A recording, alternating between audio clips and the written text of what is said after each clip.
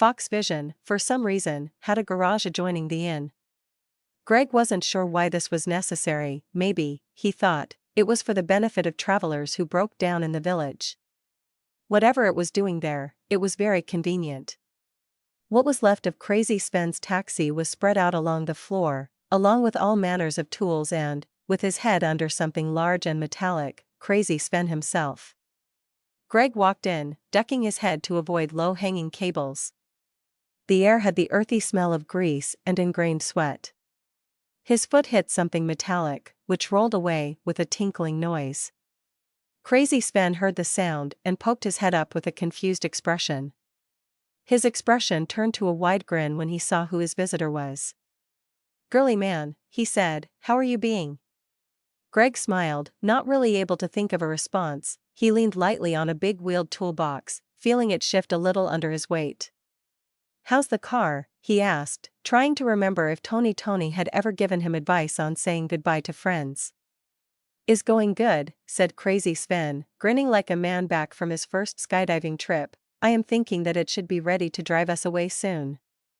Greg looked at the cab again. It seemed to have been mostly striped down and spread over every available surface. Everything that was left looked like a piece of modern art. Greg didn't have high hopes of it ever moving again. "About that," he said. But words caught in his mouth. "Yeah," said Crazy Sven, head down in something that Greg didn't really know the use of. "I know there is hurry, but it will need little time to work out body work." "Right," said Greg, thinking he might have finally found something to latch onto. "About the time problem." Crazy Sven stood up, wiping his hands on a much more oily rag. It struck Greg for the first time that Crazy Sven was a lot taller than he was.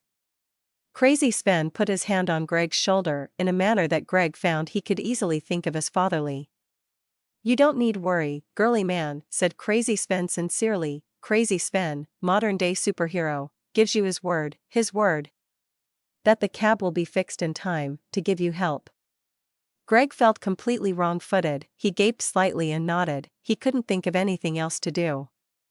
Crazy Sven nodded back and went back to fixing something that looked like it involved really high voltages. Greg walked outside numbly.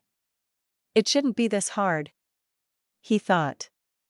Back at the newspaper, he had had to fire people on an almost monthly basis. He hadn't liked doing it, but he had done it, and it had never been this hard. Surely firing someone should be harder than saying goodbye to a friend. Hell, he had even done that before, and it had never been this difficult. Greg didn't know what had happened to him in the last month, but he wasn't sure that it was worth the downsides. He wasn't even sure that he would be able to do his job when he got back home. He knew that he should walk back in there and just say what had to be said, but somehow his legs didn't move. "I need to settle my nerves," thought Greg. "It's probably just stress. Besides, he's working right now. I probably shouldn't disturb him. I'll tell him at lunch," he thought. "It'll be easier then." When Tony came back from the breakfast table, pile of toast in one hand, jug of orange juice in the other, sweeping away skeleton dogs in suits of armor with his legs, he found Johnson at the end of the corridor to their rooms, looking out of the window. Tony thought this was odd. He hadn't seen Johnson get out of bed all day yesterday, but here he was out of bed and looking healthier than ever. By the smell of it, he had even found time to take Tony's advice on visiting the shower. Johnson saw Tony coming and greeted him with a smile. Tony took this as a good sign. He hadn't been able to make conversation with the man yesterday. The man had more or less just stared at the ceiling all day long, occasional muttering a little bit, or giving one-word answers to everything that Tony had asked, until Tony had decided to disembark the question train and stop talking. Tony propped himself up on the wall next to him and handed him the toast. He had been bringing it back for him anyway. Johnson accepted it gratefully, and turned back to the window. "You know," he said, in a peaceful voice, "until I saw the view I didn't really believe it, but we really are back in the EML, aren't we?" Tony was glad that he would finally be able to have a conversation with Johnson. "That's what they tell me," he said. "They also tell me that we must be the two luckiest men anywhere near here. Apparently we landed on a giant flying marshmallow." "Really?" said Johnson, surprised. "I don't remember that." "Me neither," but for me everything is a bit of a blur after I jumped, and you weren't really all there for the most part. Johnson shivered. No, he said. No, I really wasn't. Then something like confusion crossed his face. Wait, he said, why did they think that a giant flying marshmallow would be a good thing to deploy to a battlefield? Tony smiled. It didn't really matter how you looked at it, it was still a downright terrible idea.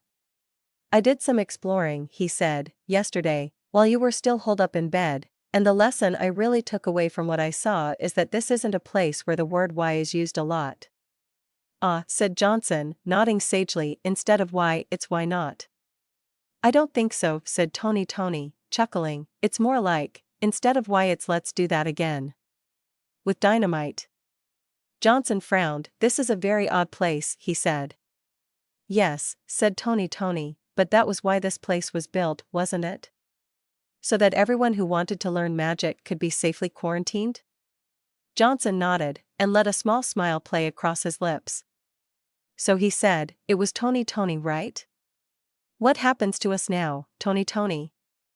The woman who brought us in is calling a meeting for later today. She asked for me to be there, and you, if you're up to it. Ah, said Johnson, who looked like he was planning ahead a debriefing. Tony thought of Professor Green. I can only hope. He said, but I don't think so. She didn't really seem interested in what had happened to me when I talked to her yesterday. I guess maybe she has some magical way of knowing? I don't know, she's a hard woman to figure out. Johnson seemed confused to hear this. Then why does she want to talk to us? He asked.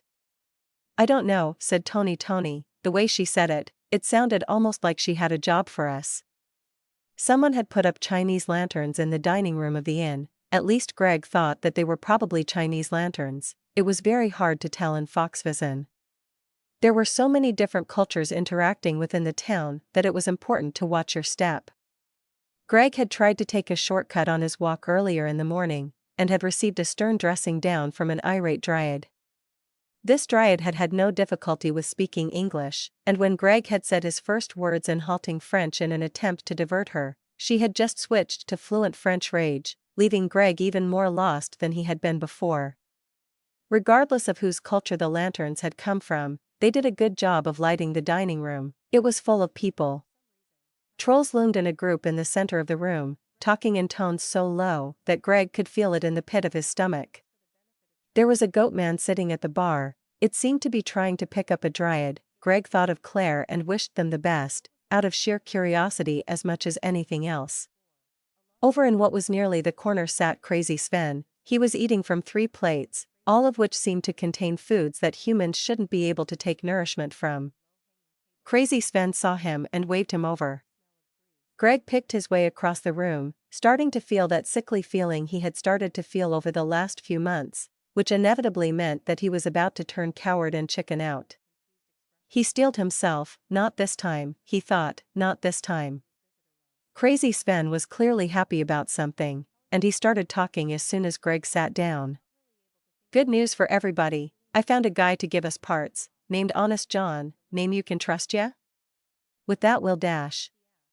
We need to split up. Neither of them said anything. Okay, Greg thought, bridge crossed, bridge burned, press on. I'm sorry, he said, I am very grateful for everything that you've done for me, but at this point on my travels I really need to just lay low, and avoid having anyone knowing where I am. That's just a lot easier to pull off, with only one person. Crazy Sven looked at the ground and grunted slightly. He looked like a child who has just been told off, and Greg felt as awkward as a man balancing on top of a skyscraper tower. I'm sorry, he said again. At that point, the room came alive. Sparks started crackling off of everything, and all the lights were suddenly far too harsh. Hear me, boomed a voice, which Greg thought was a little unnecessary. The voice was so loud that it was shaking the lanterns. The trick would have been not hearing it. I am only here for one man. If you remain seated and calm, then you will not be harmed. There was a long pause while the room absorbed this new information. Then, as one man, the whole room leapt to their feet and started screaming and throwing things. Typical, thought Greg, who was sure that this had something to do with him. Would it have killed them to do this 5 minutes ago? Tony and Johnson were late to the meeting. They were also very wet. They had opened a wrong door on the way down and had spent several minutes trying to close it again against the weight of a sizable ocean. Eventually, they had given up and left the water blasting into the corridor. From what they had seen, eventually someone would either turn it off or declare it a tradition to have the bottom 3 floors filled with water. Tony had a daring story prepared, involving pirates, but to his disappointment, Professor Green didn't seem to find anything odd about their appearance, and only indicated to empty seats. Tony sat and looked around. Apart from himself, Johnson, and Professor Green, there seemed to have only been one person invited to this meeting. She was a slim girl with dull silver hair. Tony thought that she looked very familiar, but he couldn't place her face. She was avoiding his eyes, so an ex-girlfriend perhaps? He guessed that he must have enough to fill a small island at this point. Tony was momentarily distracted by the thought of an island populated entirely by his exes. He had generally parted on good terms, so it might be a nice place for a holiday. Tony brought himself back to the present. He still couldn't place the girl, but Professor Green had started talking. She was talking about the attack and the man behind it. Greg listened with mild interest. The man was called Devlin, he learned, so apparently he had done the right thing by putting the scrying crystal around Sparky's neck.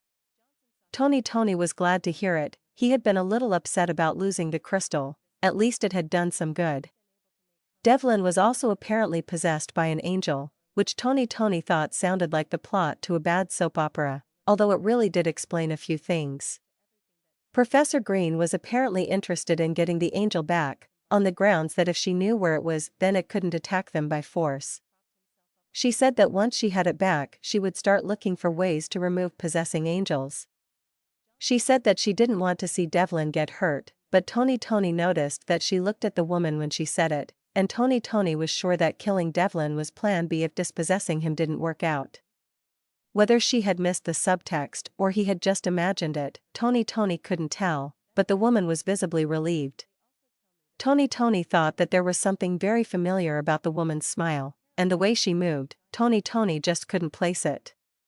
Professor Green was explaining the plan now. It involved, apparently, the 3 of them going out after Devlin while wearing special scrying crystals and trying to force Devlin Angel into enough conflict with himself that it made him easy to capture. Tony could see a few flaws with this plan, not the least of which was the fact that she didn't really seem forthcoming on just how the actual capturing would work. He took in the others' reactions to see what they thought about this, and saw only grim determination on their faces. He made a mental note to ask them both later exactly what their connection to Devlin was. Then Professor Green asked them all whether they were in or out, and to his surprise, Tony found himself nodding along with the others. After all, he rationalized, the man did torture me, it will be nice to mess with his head a little bit. Professor Green stood up, and motioned for the others to do the same. She led them out of the room and down a corridor, while making introductions. She introduced Johnson first. Apparently he had been Devlin's partner at some point in the past. Johnson looked surprised and disturbed to hear himself introduced like that. He hadn't mentioned anything about it to Tony, so perhaps he had been under the impression that it was a secret. Before he could think too much about it, Professor Green was introducing the girl. She said that her name was Charlotte, and she was Devlin's fiancée. Tony was surprised by this, and took another look at her, and this time he caught her looking at him as well, and their eyes met for the first time. I knew you, he exclaimed, stopping dead in his tracks. Charlotte looked shocked, and blushed to a shade that Tony remembered quite well. You were the stewardess on that flight in Australia. Greg watched what was happening with interest. There seemed to be some sort of force field over the doors. It didn't matter how much the other patrons hammered, or yelled, or threw things, there was always the wall of electricity which kept throwing them back. It was general bedlam within the inn, everyone was yelling, or kicking, a couple people seemed to have acquired weapons. Greg realized that he was the only man still sitting, even Crazy Sven seemed to have run off somewhere. Greg was so busy checking what all the loud people were doing that he never even saw the dwarf coming. The first he knew was that someone had kicked the legs of his seat forward, sending him sprawling to the ground. He opened his eyes, his head spinning, and looked down the shaft of a battle axe. "Hello," said the dwarf holding it, watching Greg out of the corner of his eye, in the way that movie anti-heroes are apt to do. "My name is Dash." Greg's foot slammed into the dwarf's face. Then Greg was away. Oh good, he thought, the cold panic is still here. He could feel his feet hitting the ground like hammers on anvils. Upstairs, he thought, and starting dodging up the stairs. He looked behind him and saw the dwarf following him at speed. "Let's see you jump," he thought to himself. He dived from the top of the stairs, clearing the banister, and feeling the table creak as he landed on it. Kitchen, he thought, vaulting over two large trolls. He made it through the door. The kitchen was nearly empty. He found what he was looking for, and turned to face the charging dwarf. It takes a ridiculous level of skill to actually use a thrown knife as a weapon. For most people this means that if they try to replicate their favorite movie scene in an actual fight, they simply enrage their opponent, and give them a weapon. Greg was not most people. He was a vampire, with the ability to telekinetically influence small objects. As the dwarf sprinted into the kitchen, the knife buried itself in several of his internal organs. He staggered backwards and collapsed against a wall. Greg didn't want to wait around to see whether he got back up. He ran, though the kitchen, though the storeroom, into the force field around the back door. "Ah," thought Greg, sitting up and rubbing his nose, "I'd forgotten all about that." Tony leaned against the wall outside the crystal laboratory. He wasn't entirely happy. He had been thinking things over while eyeing Johnson up. The man was meant to have been Devlin's partner, was he? Well, there had been no one else on that jet. Tony resolved to be very careful about keeping everything he knew about Greg from him. Then it occurred to him that he had already blurted out everything he had known under torture. He resolved to be careful anyway. He wished he had been able to stay in the crystal laboratory, but the blinking lights and flashing colors had gotten to him, and he had needed to come outside for air. He had hoped that he would be able to keep listening to what was going on, but the door was solid aged oak. Tony wasn't entirely clear on what they were trying to accomplish in the lab. But from what Professor Green had told him, they were going to use the crystal that he had put on Devlin to make contact with him. He didn't understand why, but then a lot of his life had become difficult to understand recently. Tony realized that he was being bitter about not being able to stay in the lab. He focused on the emotion, trying to make it go away. It didn't, but he felt better for trying. He wondered how Greg did it. The man just never seemed to suffer from his emotions. Tony felt jealous about this, but then he imagined himself as Greg, and decided that it might not be worth the downside. He thought about going back inside, but then thought of those awful lights and decided against it. He did open the door a crack though. Charlotte was the one making the connection, of course. Tony wondered just what it would be like to have your fiancé pop into your mind when you were in the middle of some other job. With a snapping noise, the white lightning wall over the back door vanished. Greg slapped the ground with his palms, and launched himself out the door in case it reappeared. He ran out of the inn, and down the alleyway that wrapped around the back. He kept his eyes on the sky while he did this. Any man who chose to speak in all caps would also certainly choose to observe events from the sky. It took a moment for Greg's eyes to find him, but he was there. He didn't have a helicopter, or any other means of keeping himself aloft. He was just standing there, in blatant disregard for the laws of physics. Greg couldn't make out his face. The light was starting to fade, and the man was too far away anyway, but he didn't think that the man had seen him. There was something very familiar about all this. Greg shook off all the other thoughts. He had to move, and he had to move now, while something was distracting the man behind the force field. He saw a motorcycle in front of him. It was low-slung, maybe designed for lying on, and it looked like it had been built for endurance riding across country. More important than either of these facts, though, was the fact that the owner had left the keys in. Greg didn't even hesitate. He leapt at the bike and swung himself on. Then with a roar of the motor, he was away. He got onto the major road, and set about leaving town as fast as he was able. It occurred to him that Foxvision had had very enviable crime rates, and he thought it was a pity that he was staining the town's good name now. He reached the edge of town and turned off the road to travel cross-country. He set his eyes on the horizon and turned the throttle as far as it would go. Eventually, it got dark. This was the first time since she had got back that Claire had been able to walk to work without what she thought of as her honor guard. She hadn't been able to believe her eyes when she had opened her door and not seen anyone there. If she had to be honest with herself, then she would have to say that she really missed it. As terrifying as it had been, she had kind of enjoyed being the center of attention. Still, loss or no, she walked with a new spring in her step as she walked down the snow-frosted path. Frankie couldn't be her escort in the mornings. She hadn't been too happy about that, but Sandra had convinced her eventually, risk or no, it was just too noticeable if she was waiting every morning for a man to walk past her house. She was in that strange part of town which isn't quite the suburbs, and isn't really the center, the part that no one ever really has need to go to. Claire hadn't known that this part of town even existed until her car had broken down 4 years ago, and she had taken to walking everywhere she had to go. After all, it wasn't like she lived too far from work. She had just passed the odd dairy which always smelled of egg fried rice when she realized that someone was running up to her, or towards her anyway. Claire turned her head so that it was pointing resolutely in front of her, and walked a little bit faster, holding her handbag closer. The man chasing after her stepped roughly into her path, and halted her with a palm thrust out in front of him. His other hand reached into his pocket, her hand slipped into her handbag. The man drew his hand out, holding a recorder. Claire stayed on her guard outwardly, but inwardly she relaxed a little. It was just another reporter. The man clicked the record button, and started speaking in a rough, aggressive voice.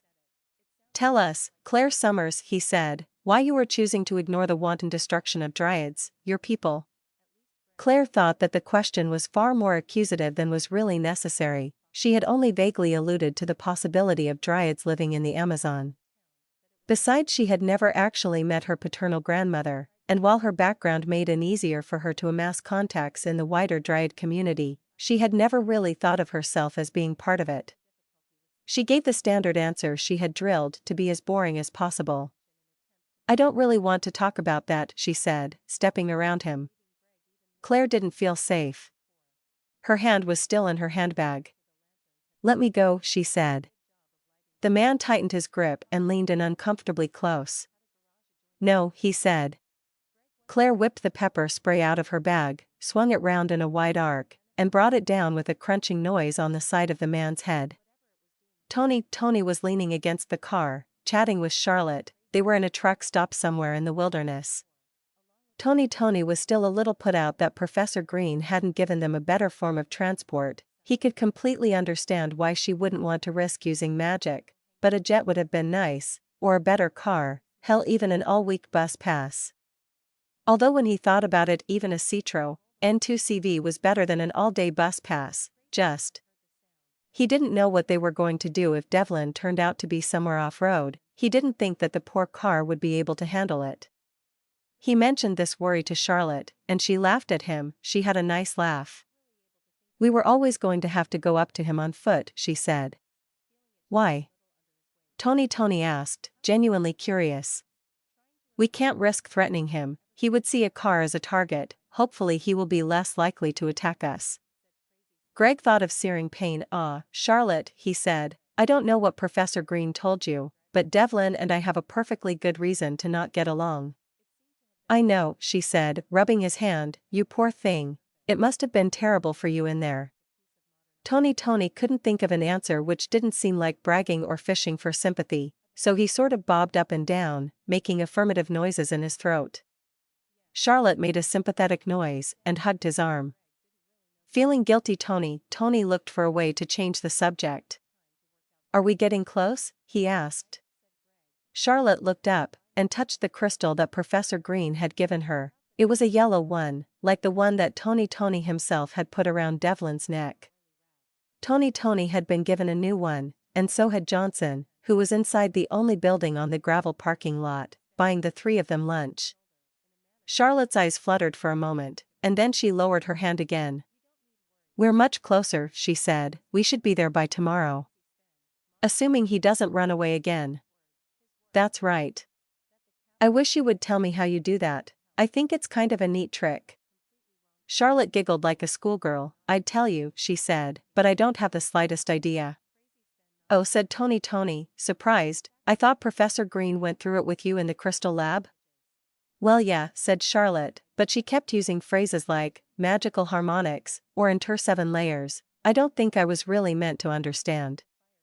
"Ah," said Tony, nodding, but something didn't seem right about that. The impression he had gotten of Professor Green was of a woman who didn't beat around the bush. If she hadn't wanted Charlotte to understand, then she would have just told her so. Tony hoped Charlotte hadn't missed anything important about the operation of the crystal around her neck. There was a rhythmic sound of crunching gravel, which announced the return of Johnson. He was carrying 3 brown paper bags and a carton of chips. The 3 of them piled back into the 2CV, Charlotte taking up the back seat, and distributed the food amongst themselves. That done, they drove the car back onto the road, and followed the guidance of the crystals. And wondering when he had started feeling guilty about being tortured. The family of deer was grazing by the side of the lake. They were very peaceful. Their reflections showed in the mirror-smooth surface of the lake, and the sweet honeydew scent of flowers drifted over the scene. There wasn't really any sound, even the birds couldn't manage more than a vague chirp every now and then, but perhaps the deer heard something. One of them raised its head suddenly to look in a direction away from its family. It kept watching for a long time, but apparently it didn't see anything, as it put its head down again and kept eating.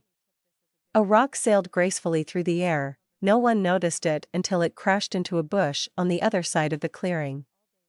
The deer bolted like 4 tight springs, and they had almost exited the clearing when something like a small whirlwind jumped on them, rock in hand. Several minutes later, Greg was walking away, a freshly killed deer over his shoulders. "Well, that's today's dinner taken care of," he thought, "probably tomorrow's as well." He wished he had been carrying his pack when he had run from the inn, but then he supposed that that was what years of training were meant to knock into elite military units. Always take your food with you. He wasn't sure how he was going to cook a freshly killed deer. For a moment he considered eating it raw, but the thought of intestinal parasites put him of that idea.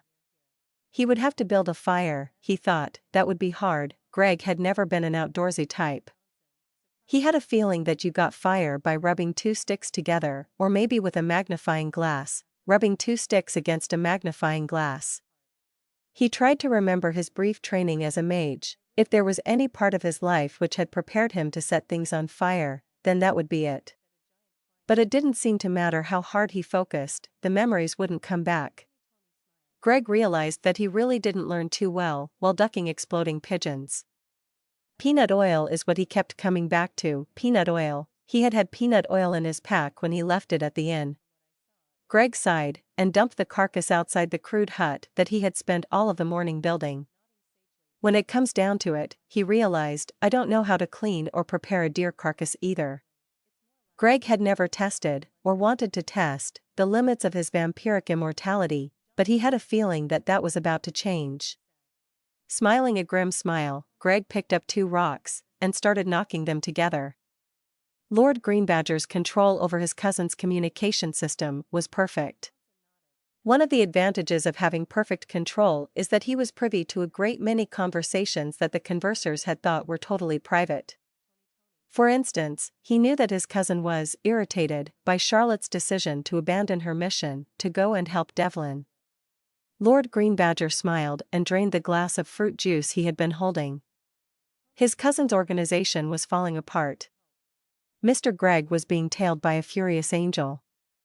That blue bulldog had a level of stress hormone concentration so high that was causing his teeth to crumble from calcium problems. Things were looking up. The sun rose far too slowly for Charlotte's taste. As it rose, it spread little slivers of rainbows across the dew-covered grass. But Charlotte hardly noticed. She had been up since before dawn, and she was seriously considering kicking the other 2 tents until the 2 men got up. Charlotte was not by nature a decisive woman. She hated knowing that if she were to pick option A, then that would mean giving up on options B through E. Recent events though were forcing Charlotte to make decisions that she had hoped to never have to make. So she had screwed her courage to the sticking place and chosen. She had chosen Devlin, even though she still had some interesting dreams about Tony, and she had chosen Devlin over her aunt's orders, even though her fingers were itching to pick up her phone and beg forgiveness. Charlotte didn't know how this was all going to turn out, but she just wanted it to be over now so she could find out for herself. She could hear and feel Tony moving in his own tent, but Johnson hadn't even stirred yet. She wished that both of them would hurry up. She didn't know how long she could keep strong on the decisions she had made. In frustration and loneliness, she took her crystal in her hands again. She had found that the feelings were getting easier to feel through it. Whether this was down to her increasing skill or Professor Green modifying the system at her end, she didn't know. She could feel Devlin's mind through the link. He wasn't as scared as he had been before, or as angry, and that made her feel better. She could feel the distinct minds. That was new. Before she had only been able to make out the one mind. The resolution was improving. The two minds were fighting with each other, but it was a low-yield kind of fighting, and they seemed to have reached the compromise of sitting and waiting for them, only waiting, not seeking them out, but at least it was progress. Claire couldn't focus on the angel's mind. It was too hot and harsh, so she focused on Devlin's mind instead. She could see into his mind now, better than ever, and she had spent most of yesterday in the back seat of the 2CV trying to see inside his mind. This should be part of marriage therapy, she thought.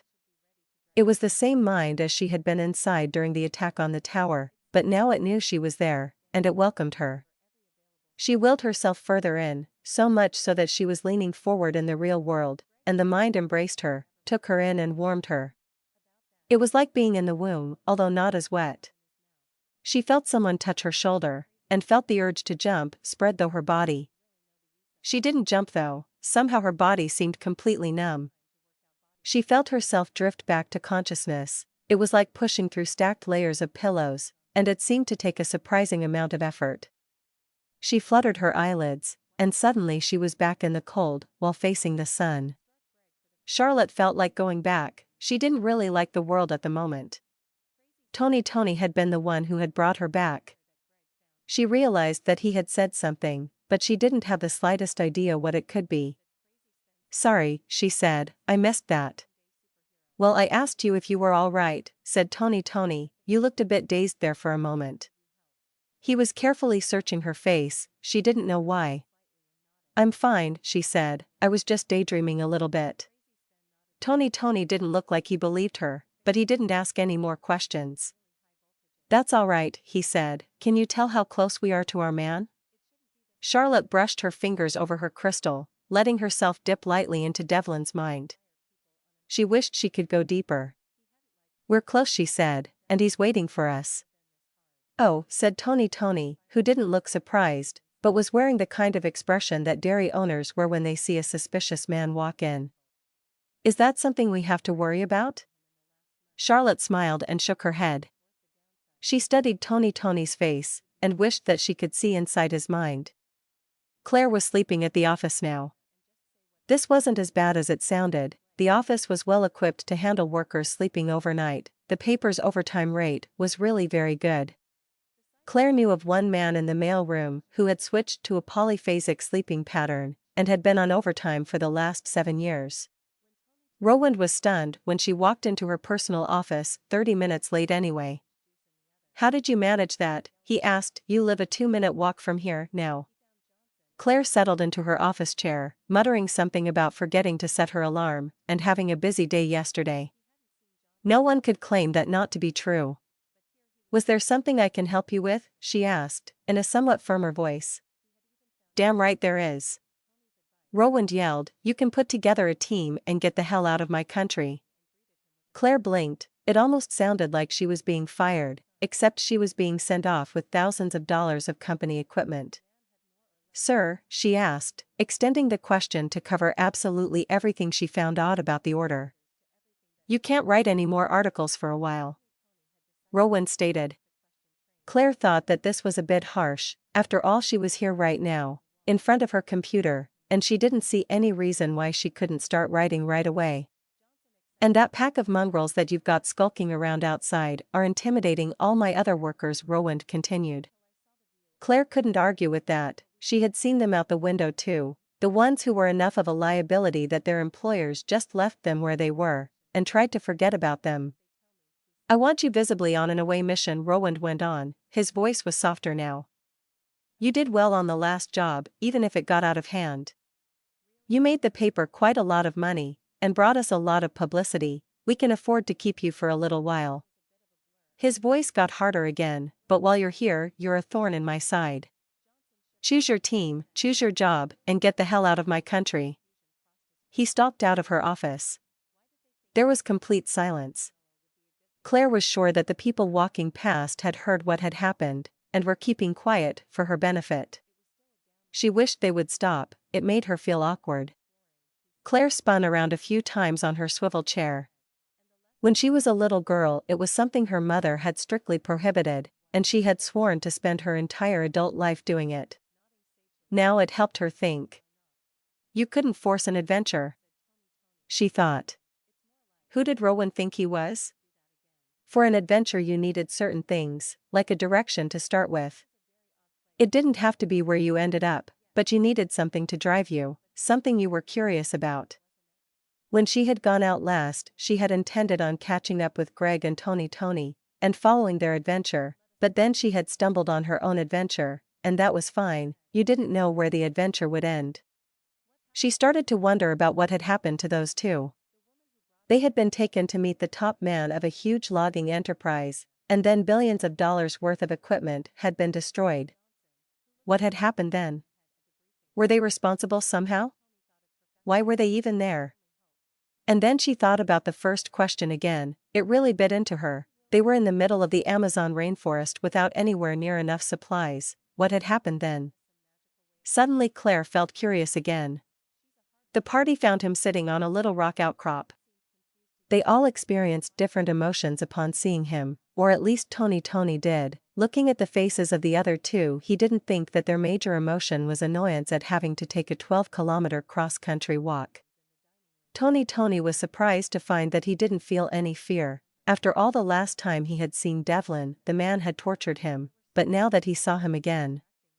The man was hunched up on the rock, his back to them. He looked like a brooding teenager, and Tony had to fight the urge to laugh. That didn't mean that Tony was crazy enough to be the one to go talk to him, of course. The fact that Devlin looked like he would be at home composing morose poetry didn't change the fact that he currently wielded enough power to rip parts of the landscape apart. Tony looked at Charlotte to see what she was going to do. Unless Tony had misjudged the meaning of the term partner, Charlotte was the best choice of the three to start off the negotiations. Charlotte fixed her eyes on Devlin. Tony saw that she seemed to be fighting some great internal battle. Then she closed her eyes and, like a man stepping off the edge of a diving board, took the first step towards Devlin, and then the second. Tony watched her as she walked the whole way, looking like she was fighting for every step. At one point she stopped, it all apparently growing too much for her. He saw he hold her crystal like a good luck charm, and then start walking again. It occurred to Tony that it wasn't right for her to have to face something like this all by herself. He thought that he should go and help her, but somehow his feet didn't want to move. Charlotte reached Devlin and stopped behind him. The man gave no indication that he knew there was anyone behind him. After a very long pause, Charlotte reached out, like a woman who really doesn't want to, and touched his shoulder. She tensed up, but Devlin didn't flinch, and after a moment Charlotte relaxed as well. She sat down next to him, and started rubbing his hand. Tony knew that that was relaxing. The two of them were talking together. Tony couldn't make out what they were saying, they were almost whispering to each other, but he saw that they were talking together like lovers. As he watched, Devlin lowered his head to rest on her shoulder. Tony smiled. That was it, he thought, mission accomplished, that's the power of love. He clapped Johnson on the back, who was smiling as well. Tony realized that it was a bit silly of them to be congratulating each other when they hadn't actually done anything, but he couldn't help smiling anyway. They had expected to have to fight a demigod, and now it looked like Charlotte had convinced him to come quietly. Devlin stood up and took Charlotte's hand. That's odd, thought Tony. Is he proposing? No, wait, he's already done that. Besides, he should be the one kneeling for that. Devlin said his next words in a clear enough voice that Tony could make it out clearly. He said, I'm sorry, Charlotte, but even with everything, I still gave my word that I would complete my mission. Then there was a harsh white light, and a huge surge of wind, and Devlin was gone. Once again, didn't Professor Green have anything other than a 2CV? It was slightly before dawn, and Tony and Johnson were already standing outside their tents. Neither of them had slept very well last night, they both had had too much on their minds. They were watching the spreading light on the horizon. Eventually they would have to look away, but for now they were transfixed. God, I wish we'd brought some coffee, said Johnson. Would you trust anything the mages handed you? Asked Tony, raising his eyebrows while keeping his eyes on the horizon. Johnson considered this. I might, he said, if it hadn't exploded by now. Anyway, we trusted the car, and I imagine there is a lot more mischief they could have done on that. Tony looked around. The car wasn't there, of course. It was several kilometers away on the road where they had left it, but it is a natural instinct to turn when someone says something like that. Tony realized that he had never been suspicious of the car. The idea never occurred to him. It was like there was something about a 2CV which seemed like it should repel magic. Tony shrugged. His old instincts were attaching themselves to the 2CV, and telling him that there was probably a tracking device in it. They were also telling him that he didn't have the mechanical experience to tell the difference between a tracking device and a normal part of the car. He looked at Johnson. I don't suppose you know about cars, do you? He asked. Johnson shrugged. Not a lot, I was trained for jet aircraft, he said. Tony smiled to himself. He was imagining a 2CV with a jet engine. He snapped back to reality as the first rays of sunrise struck him and hurt his eyes. Both men turned to the side and rested their backs on the same rocky outcrop that Devlin had been on yesterday. Tony looked at Charlotte's tent. It didn't look like she had stirred yet. Is she going to be all right? He asked, indicating at the still tent. Johnson didn't look as concerned as Tony had expected him to be. You've known her almost as long as I have, he said. Your guess is as good as mine. Tony raised his eyebrows. If she was your partner's fiancée, then why didn't you know her better? He asked. He still wasn't sure that he could trust Johnson, and he was trying to catch him out. I always felt that it was my partner's business, he said. I never really liked dealing with her. It was, Tony thought, a very good answer. He realized that this did imply that Johnson had been Devlin's partner recently, and that added weight to his suspicion that he had been his partner in the Amazon. He kept pushing forward. After all, he really was worried about Charlotte. She went straight into her tent yesterday, he said. She didn't even come out for dinner. Johnson nodded. I think that's reasonable, he said. That whole experience can't have been fun for her. I imagine she's feeling very confused right now. Tony gave a small nod. He could agree with that assessment. He felt it was time to broach the subject of what was really worrying him. What now? He asked. He didn't elaborate. In a situation like this he didn't have to. Inquired Johnson. What I mean, Tony elaborated, is that our situation is very bad at this point. Devlin won't come in willingly until he has completed his mission, and I don't think we have the power to force him, no matter what Professor Green says. So how do we proceed from here? Johnson was silent for a long moment. He seemed to find something extremely interesting on the horizon.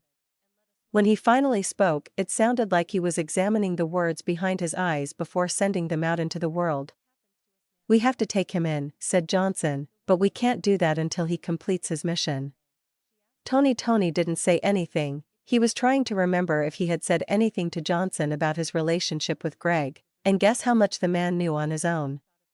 He decided to play it safe. Doesn't his mission involve killing a lot of people? He asked. Johnson pushed himself off the outcropping, and walked a few steps away from it. Tony kept his eyes pinned on him. Johnson stood with his back to Tony, his hands held behind him in the at ease position. I'm sorry, Tony, he said, without looking back. Tony felt something shatter over his head, and then unconsciousness took him in its warm embrace. Greg woke up to find an axe directed at his face. It wasn't really a positive experience. I'm glad you're awake, said the dwarf holding the axe. It wouldn't be satisfying to kill you while you were asleep. Greg nodded, and jerked his leg violently. Then he realized that his leg was tied down tightly enough that he couldn't really move it. This is what finally caused him to start worrying. The dwarf smiled, but he didn't really look amused. You will find that I don't repeat my mistakes, he said. You won't be escaping from your rightful fate today. Greg tried to move his other limbs experimentally. They were all bound tightly as well. He checked around him, as widely as his eyes could see. There was something moving in the shadows, a lot of somethings. Greg was beginning to really regret not killing the dwarf at the inn. If he had had any idea that he would turn out to be this competent, then he would definitely have gone back to make sure that his knife had done its job.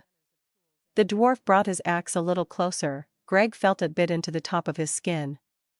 Now, said the dwarf, my name is Katakamatatamakataka. You killed my father, and almost killed me, and stole my motorbike, and insulted me by ignoring me. Prepare to die. Greg could feel the blood dripping down his face from where the axe had cut it. He let his mind freewheel, trying to pick up any hint that there might be a way out. He had bound his head, Greg realized, but hadn't gagged him. Greg almost smiled, and then he did smile. After all, smiling might unnerve Cotton Dwarf. What Greg could see quite clearly now was that he was dealing with a classic villain type, the kind of person who wanted to hear you beg, wanted to hear you talk. I don't know who you are, said Greg. I've only ever killed one person, and I'll bet that he wasn't your father. I think you've got the wrong guy. He knew that he sounded sincere. After all, it was the truth. Well, think you're lying, said the dwarf. He lowered the blade of his axe until it was resting on Greg's throat. I think you are a filthy human liar. Oh dear, thought Greg, this is starting to sound familiar. I think I'm beginning to see, he said, trying to hold his throat still. I take it I am addressing the leader of the deck tack? Takdk, bellowed the dwarf. His hand shook at the words, leaving a scattering of blooded lines all down Greg's throat. Greg felt the fresh blood trickle down his neck, and mix with the soil underneath him. That's okay, he thought to himself, head injuries always bleed a lot. I stand corrected, he said, fighting to stay calm. He knew that if he gave any indication of fear, then the dwarf would get excited and kill him where he lay. He had to keep him unsatisfied. He hated not being able to move. He wanted to run away so badly. However, I maintain that I didn't kill your father. He was still alive when I left the dash. Silence, bellowed the dwarf. Luckily this time round he had pulled back on his axe slightly. He brought his axe down to Greg's chest, and used it to flick up the thing he had hanging there. Greg looked down, rotating his eyes to the full extent of their travel. Then he felt rather stupid. He had been wearing it for so long that he had forgotten it was there, suspended around his neck by a length of Crazy Sven's surgical string, the horn from the helmet of the dwarf leader. In hindsight, taking it wasn't the wisest thing he had ever done. Ah, said Greg, mentally trying out several variations of it's not what it looks like, and then remembering that taking a dwarf's helmet was a death penalty anyway. You see, he said, improvising wildly, I didn't really dash. I do not want to hear your pathetic excuse, human, growled the dwarf. Greg was happy to hear it. He had no idea what his excuse was going to be. The dwarf raised his axe like a man chopping wood. Greg's heart was skipping in his chest. Wait, he called. No, said the dwarf, and he swung the axe down. Something furry tackled the dwarf before he finished his swing. Greg couldn't move his head, so he couldn't see what happened after they hit the ground, but whatever it was, it involved a lot of flying intestines. Then there was screaming. It started out being battle screams, but then he started hearing an increasing amount of pain screams. The pain screams were getting closer, and Greg really wished that he could turn his head. Something tall stood above him. There was a flash of metal, and suddenly Greg could move again. He sat up as fast as he could manage, and got a look at his savior. Free Flower, he exclaimed. Without even bothering to nod, Free Flower turned to rejoin the battle. Greg rubbed his wrists where he had been bound, he didn't want to touch his neck. Now that he could move again, he could feel himself starting to calm down, so he looked around to see what was happening. It wasn't really a battle, it was a massacre. It was free flour against what looked like 50 or 60 dwarfs. Greg shook his head, this was a really unfair situation, the dwarfs didn't even have guns this time. Free flour seemed to have the battle in hand, so Greg turned back to whatever had hit the dwarf who had tried to give him an axe wound. A very familiar face rose up to meet him, she had a red ring around her mouth, as though she had been eating pasta in a particularly messy way. "Hey there, little sister," said Red Drummer, looking delighted, "I had a feeling it would be you." Tony made a smooth transition back to consciousness, must be all the practice, he thought. He kept himself totally still, and resisted the urge to open his eyes. The air smelled of oil, and it thrummed with the sound of a helicopter blade. That was odd, thought Tony, why would Johnson and Charlotte knock him out before putting him on a helicopter? He would have stepped on under his own power if they'd told him they had one. Tony focused on his surroundings again, now that he thought about it, he didn't seem to have handcuffs on, or a blindfold. Tony didn't think that was normal if you were kidnapping someone. He focused on his hearing again, trying to pick out voices, but apart from the blade above him, there was no real sound. Tony tried to let his eyes relax slightly open.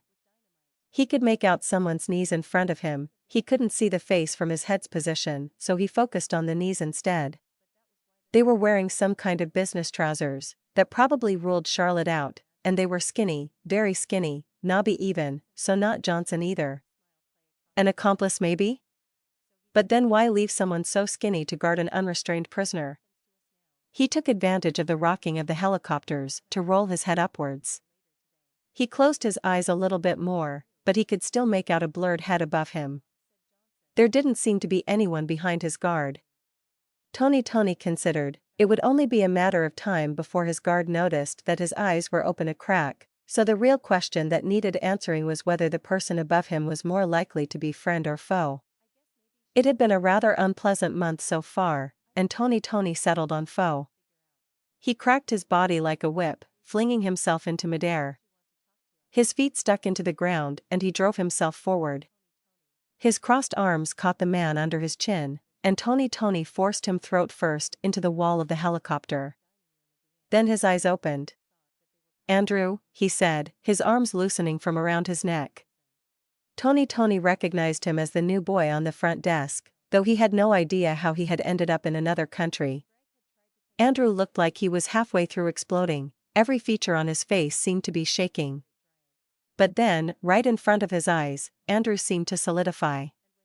"Yes, sir." "It's me, sir," he said, pressing him back into the stretcher he had been laying on. Tony felt like his whole body was numb, he had never heard Andrew use a complete sentence before. "Andrew," began Tony, but the sheer number of questions fused together behind his mouth, and wouldn't sort themselves out. Then he asked the only question big enough to defuse most of them, "What's going on?" he asked. "I'll be happy to clue you in, Tony," came a voice with a smile on it from Tony's left. "But first I have a few questions for you." Tony turned to find Claire looking at him. She looked, somehow older and more impressive than Tony remembered her being. She was also carrying a tape recorder, which really wasn't a minor detail either. Life was a weird thing, Greg thought. Yesterday, he had been suffering food poisoning out in the wilds, and today he was marching at the head of his cousin's army. Red Drummer was marching with a spring in her step. Greg got the impression that this was a victory march of some kind, and he decided to ask.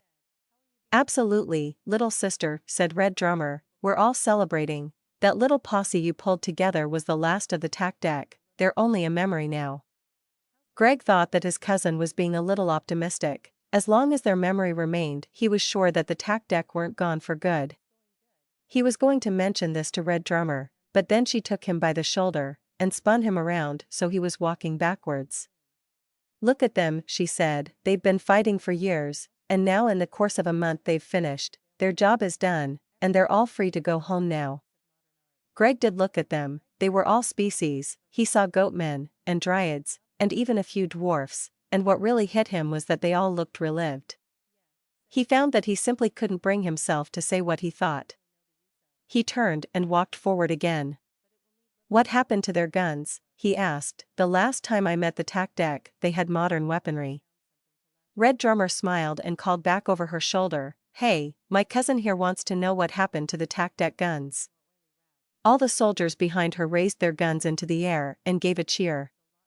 Red Drummer turned forward again, chuckling. "Seriously though," she said, "we have no idea. Their supply just dried up a couple weeks ago, so I guess whoever was bankrolling them ran into some financial problems." Greg nodded. He decided that when he got the money owed to him, he would use some of it to track down whoever had bankrolled the tack deck. Andrew and Frankie had managed to get an impressive fire going, and they were off collecting and firewood, which meant that the only people around it at the moment were Claire and Tony. Claire seemed to have finally stopped asking questions, and Tony was glad. He had relayed everything he could remember and he didn't really want to do it again. He looked at the fire and thought about it. It really didn't seem necessary. Even this high in the mountains it was still warm enough during the day. In fact, the sunstrike combined with the fire was making him downright uncomfortable. "I don't think we really need a fire," he said. It was the first thing he had said so far, which wasn't in response to a question. "No," said Claire, "we really don't." "Then why are the other two collecting firewood?" "Because when we landed, I asked them to." Tony, what is leadership?" Tony felt surprised. He hadn't been expecting a question like that. He tried to answer anyway. "I think," he said, "I think it's being someone that your followers can trust." Claire nodded and looked into the fire. What if the leader isn't someone who the followers can trust? Then they better be very good at pretending they are. Claire nodded again, but didn't ask anything else. Tony left the silence for a moment, but then he felt that he had to fill it. "I hardly ever know what I'm doing," he said, quietly. Claire looked up at this, resting her elbows on her knees. She didn't say anything, but it looked like she was paying attention. "I think the best way to lead," said Tony, "is to try to do your best for your followers, and never let on that you're worried." Claire nodded again. Something seemed to be amusing her. The two of them looked back at the fire. They were silent again, but it was a good kind of silent. Finally, Tony decided it was time to think about the more practical matters at hand. "You've heard my story," he said. "What do you make of the latest plot twist?" Claire looked thoughtful. "I think you're right," she said. "I would make sense if they were connected to Devlin, so they are probably going to help him." "Right," said Tony. "It was stupid of me not to think about Charlotte. It just makes sense that she would want to help her fiancé. I should have kept an eye on her." "But you didn't," said Claire, "and now it's too late to do anything about it." Tony jumped. It was a very Greg thing to say. "Right," he said. "What we need to do now is track down either them or Devlin and throw a wrench in the works." "Wrench?" asked Claire, raising one eyebrow. "I mean we have to stop them," he clarified, "or protect Greg." Claire considered this. The quickest way of helping to protect Greg would be to warn him, she pointed out. "So if it's possible, then we should be focusing on him over the others." "All right," Tony agreed. "So we have 4 people we need to find the location of: Greg, Charlotte, Johnson, and Devlin." Claire nodded and threw another stick into the fire. "Let's focus on Greg first," she said. "Would the cell phone trick work?" "No," sighed Tony. "His phone hasn't worked since Australia. That's why he called you on my phone, and even if his phone was still working, we both know that he would never make it that easy. He wanted to go underground, that's what he told me through the crystal. So if we are trying to find him, then he will be actively working against us. That won't be an easy job." "No, it really won't be." "Did he tell you how that crystal trick worked?" "No, he didn't seem to really know himself." "Ah, I see what you mean. You're hoping that we can use that somehow." "Yep. I don't really know. He said that it was being done by an expert at the EML." "Okay," smiled Claire, "so we have a lead if nothing else pans out. We could probably move it higher on the list of options than that."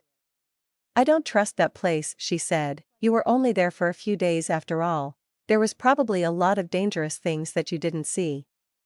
Tony didn't argue. partly because Claire was his ride at the moment, and partly because he was sure she was right about the EML having more dangerous things than the things he had seen. There are many things that a school should ideally have, and a monthly mortality count-up isn't one of them. Okay, said, so we have some way of contacting Greg, maybe. Who's next up?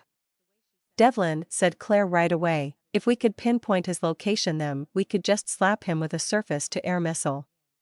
Claire, Tony said, I've seen the man slap dragons out of the sky like paper planes. I don't think it's going to be that easy.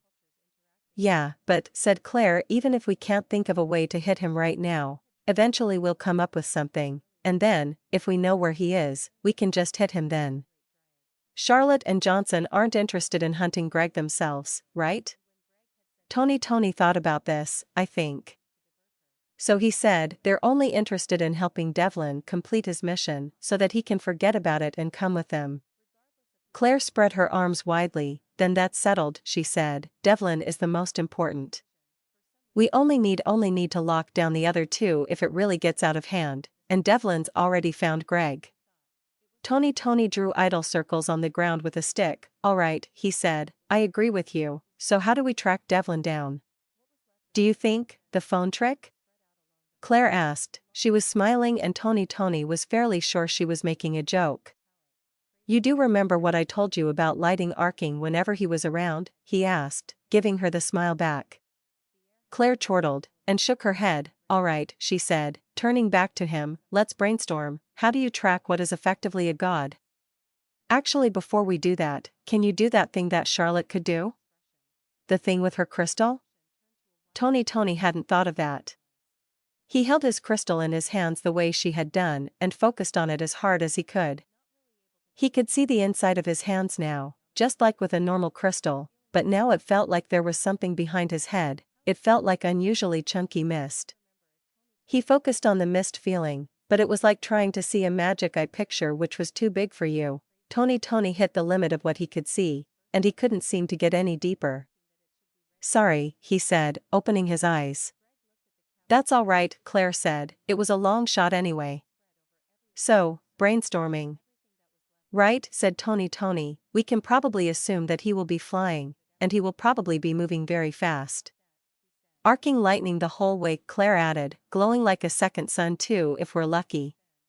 Human body's not a great shape for absorbing radar, said Tony, it's fairly obvious, so he might think to block it, but if he doesn't then he will show up like a fighter jet on radar. You think he can block radar? I'm not going to put anything past him at this point. If he isn't blocking it then he will be really easy to find. Air traffic control would have been calling him frantically for the last few days, trying to get him to stop flying so low and fast. You're expecting to turn on the TV and find him there. If I'm right, then he would have almost started a war by this point. I think you're wrong, said Claire, flicking her finger at him on the last word. Tony faltered. What? Why? He asked. We're pretty close to the EML, right? Not really, but I see what you mean. He would have appeared on their screens somewhere around their tower. Exactly, they would have just decided that it was more mage nonsense, and just hoped it would go away. Tony's brow furrowed. Suddenly I feel sorry for the air traffic control around the tower.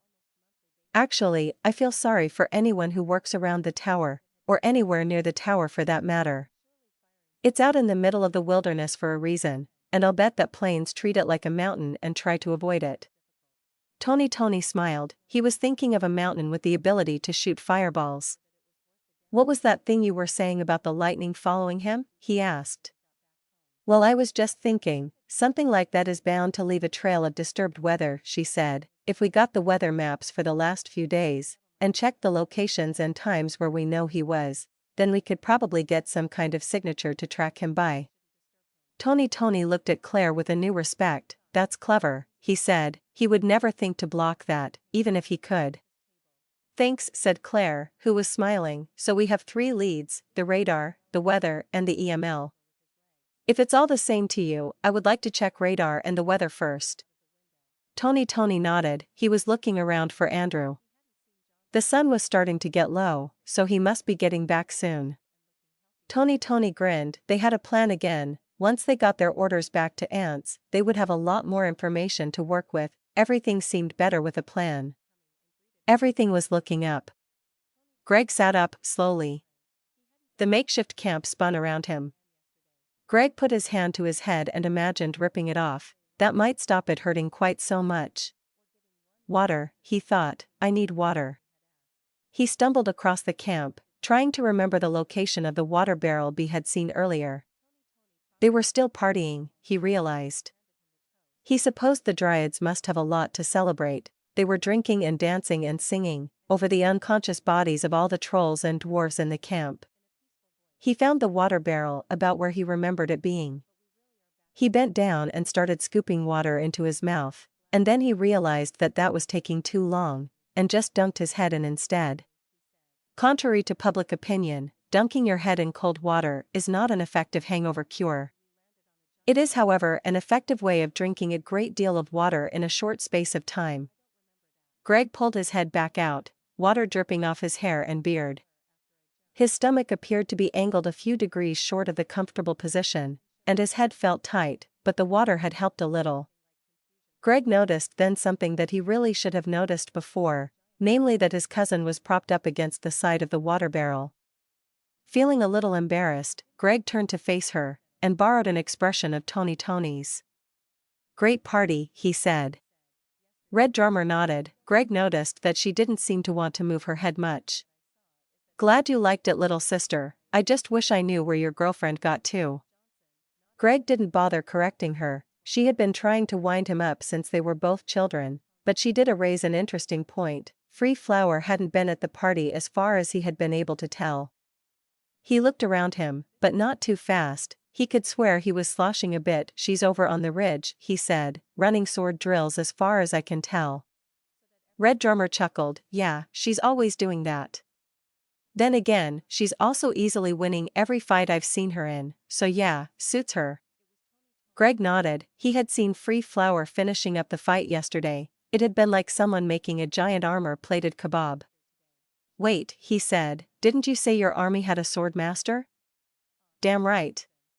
One of the best. That's how I convinced her to stay after I saw what she could do against the tack deck." "Then where is he?" asked Greg.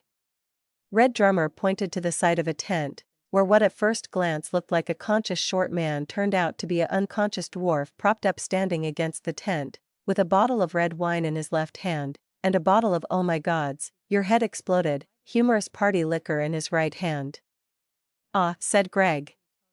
Red Drummer smiled and patted the ground beside her. "As long as we've got a free moment, little sister, I want to talk about what you're doing traveling."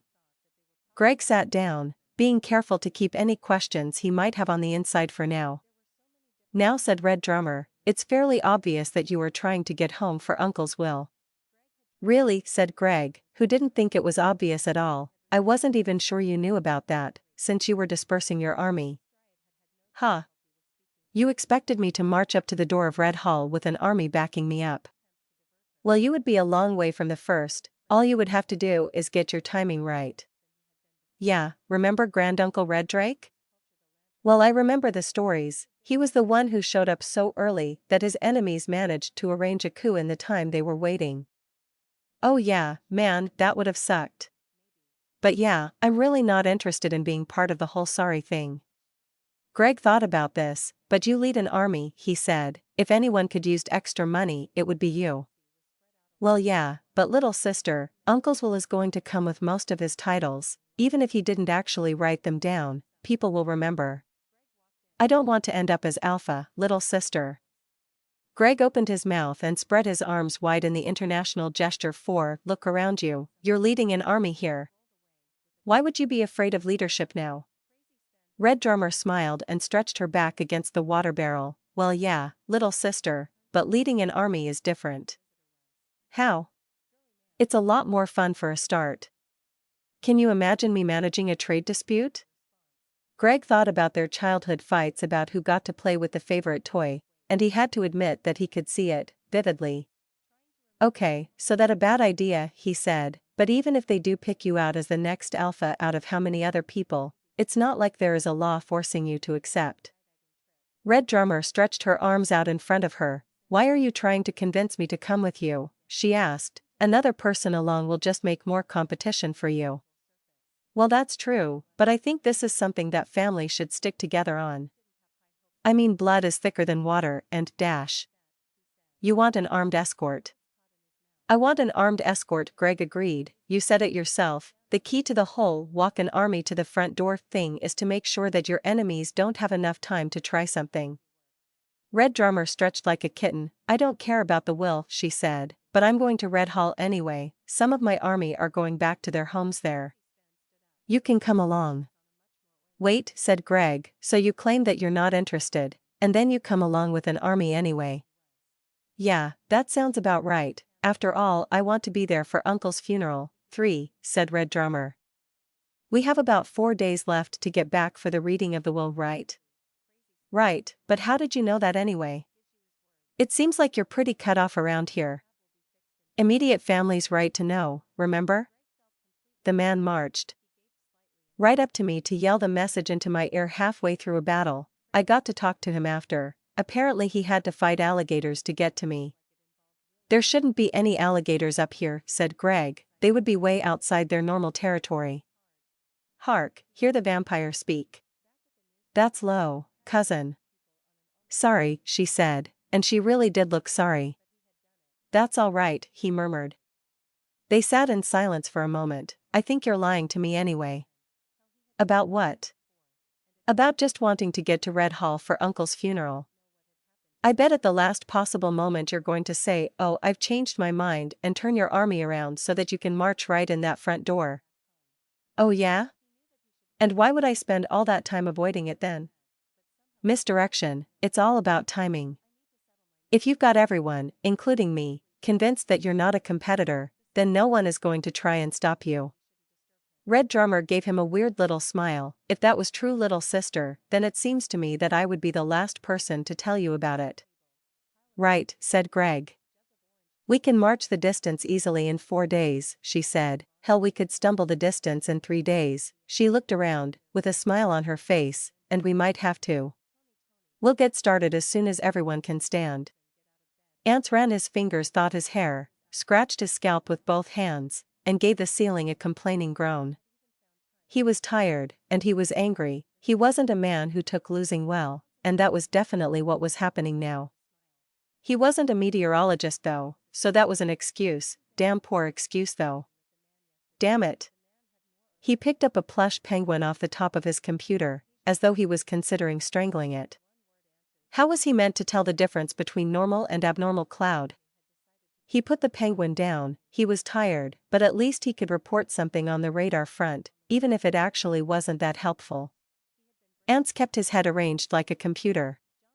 He sat back and searched through everyone he knew again, searching for meteorologists. He drew a blank, but then that's what he had been expecting. His eyes felt heavy. There was no stalling anymore. He couldn't give them the information they wanted, but he could give them the information he had. It wouldn't be enough, but then he could get some sleep. He prepared a transmission to the effect of, he had a radar signature at first, but now it looks like he's blocking it. Air traffic control are calling it mage nonsense, and are hoping it went away. I have no good news for you today. Tony leaned his back against a convenient cliff and drummed his fingers against his knees. He hadn't opened his eyes yet, but he could feel the sun was rising, and that annoyed him. He had wanted to set off last night, when they had received Ance's message, but Claire had pointed out that Frankie was their only helicopter pilot, and he had been flying all day. So because there was no other choice, everyone had just gone to bed. Tony could hear the others packing up their equipment, but he left them to it. Their tents were small, and it wouldn't be much faster if there was another person there getting in the way. He had already packed his tent up. He had been up before dawn. That was a rather unpleasant habit, he thought. He hoped he would be able to break it after all this was over. He heard Frankie's heavy footsteps walking past him, but he stayed sitting with his eyes closed. He was trying to control himself after all, and running up now wouldn't help him. He waited until he heard the helicopter motor starting to spool up, and then, with enforced calmness, he rose and walked with a carefully measured pace into the helicopter. Claire jumped in immediately behind him. She put her hand on his shoulder in a motherly way. "You okay?" she asked. Tony nodded. He found that he did feel better actually. It was the sense of movement that did it. He didn't feel right just standing around. Claire swung out the door with one hand on the safety bar. She caught Andrew's hand and helped him up. Tony noticed Andrew stammering and blushing. Of course that was fairly standard for him, but this time it did seem a little different. Tony made a mental note to find out what had been happening while he was away when he got back to the office. The helicopter rose its juddering way into the sky, and set about finding a needle piecing the sun. The good lady Green rode toward her walk-in closet.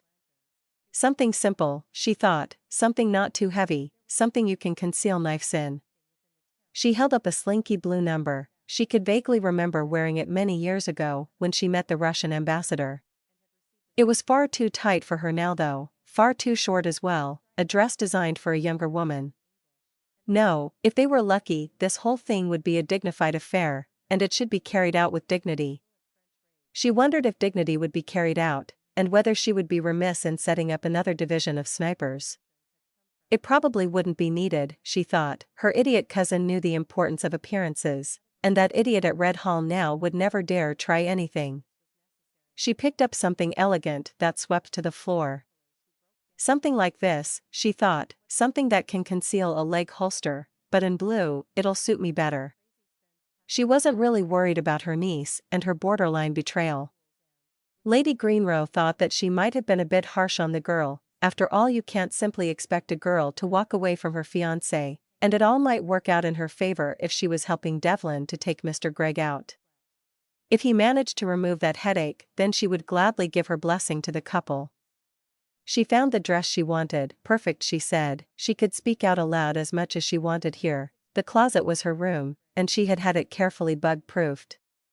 It had cost her a large fortune, but it had been worth it to have one room in her house, which was unquestionably hers. She moved to her weaponry drawers. "I'll be there as a guest," she thought, "they won't search me." She pulled out 2 lightweight revolvers and strapped them around her legs. Of course, she thought, a guest doesn't shoot other guests. She picked out 2 silencers and a telescopic sight which she concealed in the folds of her dress. If Mr. Gregg did get away from Devlin, then she would have to shoot him before he reached the table. The silencers were mostly there to give the whole affair a more genteel feel. She stood up straight and looked at herself in the mirror. Not bad, she thought, trying various poses. With makeup on that should carry off the effect nicely. She smiled to herself. It was the smile that chess players get when they are in a clear winning position. The way she saw it, she was the clear front-runner at the moment. 3 more days, she said, and then, endgame. The EML didn't have a helipad, which was a serious planning flaw in a modern university, and Frankie wasn't willing to take the helicopter any closer to the tower than what he described as in range, so Tony found himself power walking the last half-kilometer. Tony was power walking because it was the fastest speed the people behind him were willing to move at. They were willing to keep up with him as long as he was walking, but they dropped back the instant he started running. It was all very irritating. As worked up as he was, Tony still took it slowly through the entrance hall, stopping frequently to explain the next danger to the people behind him. To his surprise, someone had changed the crotch-kicking statue so that it now turned your tongue black and white with green spots. Tony hoped it was a temporary effect. He led them up the stairs, down the hallway, and into Professor Green's office. She didn't look as surprised to see them as she should have done. "No," she said, before they had explained why they were here. "What? You want me to stop Devlin?" "Putting aside that I can't do that, the answer is no. We don't need you to stop him, just tell us where he is." "Mr. Thompson, if I had that kind of information, don't you think that I would have given it to you when you went away with Miss Rowe and Mr. Johnson?" Tony faltered. That was kind of obvious in hindsight. "Okay, so can you tell me where Charlotte is?" Professor Green looked up and looked directly into his eyes. "Me instead of us?" "What?" "Oh, I suppose, us." Professor Green was still holding his gaze. It was making him uncomfortable. Finally she lowered her head again. "Greg is in no danger," she said, "and you will make the situation worse if you try to help him." You are welcome to stay in the tower for as long as you wish, but I will not help you like this. Good night, Mr. Thompson. Tony felt utterly betrayed. He lined up numerous obscenities behind his eyes, lined them all up and paired them with the points he wished to make, mostly about the impossibility of Greg being safe while there was an angel out for his blood. That done, he loaded them all up and got ready to fire them at her in a high-impact barrage. Claire put her hand on his shoulder, and he stopped. The words were still buzzing around his head like a swarm of angry hornets, but they were starting to die back. Be like Greg, Tony thought, having to mentally scream the words to overpower the things he wanted to say. Greg could always control himself. Gradually the swarm got smaller, and then it was gone. Tony opened his eyes again, preparing to be civil, but then he realized he was looking at the inside of a corridor. What, he said. I got you out of there, said Claire, who was pushing and steering him. It seemed like the right thing to do. Tony could still feel a vein pulsing on his head. Good call, he said. You got a plan? Why don't you show us where? The visitors sleep around here, she said, and then we all can sit down and discuss it. The sun was rising. Tony watched it from the same window he had stood next to with Johnson a few days ago. Our real problem, he was saying, is that we don't know Professor Green's motives. Yes, sir, agreed Frankie. Tony sighed and leaned with his back against the wall. He wished that he could talk to Claire, or even Andrew. Talking to Frankie was exhausting. What I mean, he went on, is that if we could find out why she doesn't want us to help Greg, then we would be at an advantage. Yes, sir. Tony rubbed his head. He wondered if Claire had woken up yet, or Andrew had decided that getting a radio to work inside the tower was a lost cause. He threw his hands down, and asked, what do you think we should do, hoping for any answer which wouldn't take him around in another circle. Said Frankie, Professor Green will not change her mind. If you cannot steal the service you need, then we are wasting time and should leave, Tony blinked and turned back to the window. Good answer, he thought, suddenly glad that he had Frankie along. Tell me, Frankie, where should we leave to? I do not know, Tony nodded. He actually hadn't expected an answer on that. Others joined him at the window and joined in the discussion, but none of them had any ideas strong enough to carry weight. Eventually, the shadows got shorter, and then longer again. The dining room was a huge building. It looked like it had once been a cathedral, right down to a line of stained glass windows running along the top. One of the windows was shattered, but had remained in its frame. The sunlight scattered as it traveled through it, and the confused light beams got about halfway to the floor before turning into exploding pigeons. The light from the pigeons lit up a small table at the end of the hall where 4 people were eating dinner. One of them didn't look like he was paying attention. Tony put his finger out. He caught Andrew's spoon halfway to his mouth. Andrew looked at him. What, he said. Tony glanced at the spoon. Andrew looked as well. Right, he said, flicking his spoonful of tomato sauce back into its pot and moving his plate into what he clearly thought was a more natural position. What are you reading anyway? Asked Tony. The semi-conscious version of Andrew was starting to annoy him. Andrew lifted the cover of the book so that Tony could see it, but otherwise he gave no indication that he had even heard him. Tony read the cover, a study of the effect of magic on communication equipment. You haven't given up on that radio yet, have you? Andrew didn't say anything for a long moment. He just kept his eyes on the page. Then he jerked like he had been shocked. What? Sorry, what? Tony turned back to his dinner. Don't worry about it, he said. He didn't have much faith in it being possible to get the radio working, but if Andrew could do it, then it would be a huge advantage. Andrew turned back to the book, and eventually he stopped giving off any sign that he was aware of the outside world. Tony was really coming to like the window down the corridor that led to the dead dorm. It seemed like it had been subject to the EMLS sure why not attitude to spell casting. No matter what all the other windows showed, the window in front of the corridor was always perfectly angled to catch the sun. Right now, Tony was watching the sun as it sunk below the horizon. 2 days, Greg, he thought. I don't know if I can help you, but you have 2 days left. He eased himself off the windowsill and ambled down the corridor. This whole thing had turned into a bit of a mess, he thought. It still might make a good story though, even if it is a bit confusing and it had no moral. Tony grinned. The world was a funny place, who could possibly know where he would be in 2 days? Frankie was already dozing when Tony walked into the dorm. Andrew wasn't in his bed, but Tony's eyes naturally found the corner where Andrew had set up his work bench. He was there still playing with the radio. Tony left him to it. He was a little worried about Andrew not getting any sleep, but he supposed that was his lookout.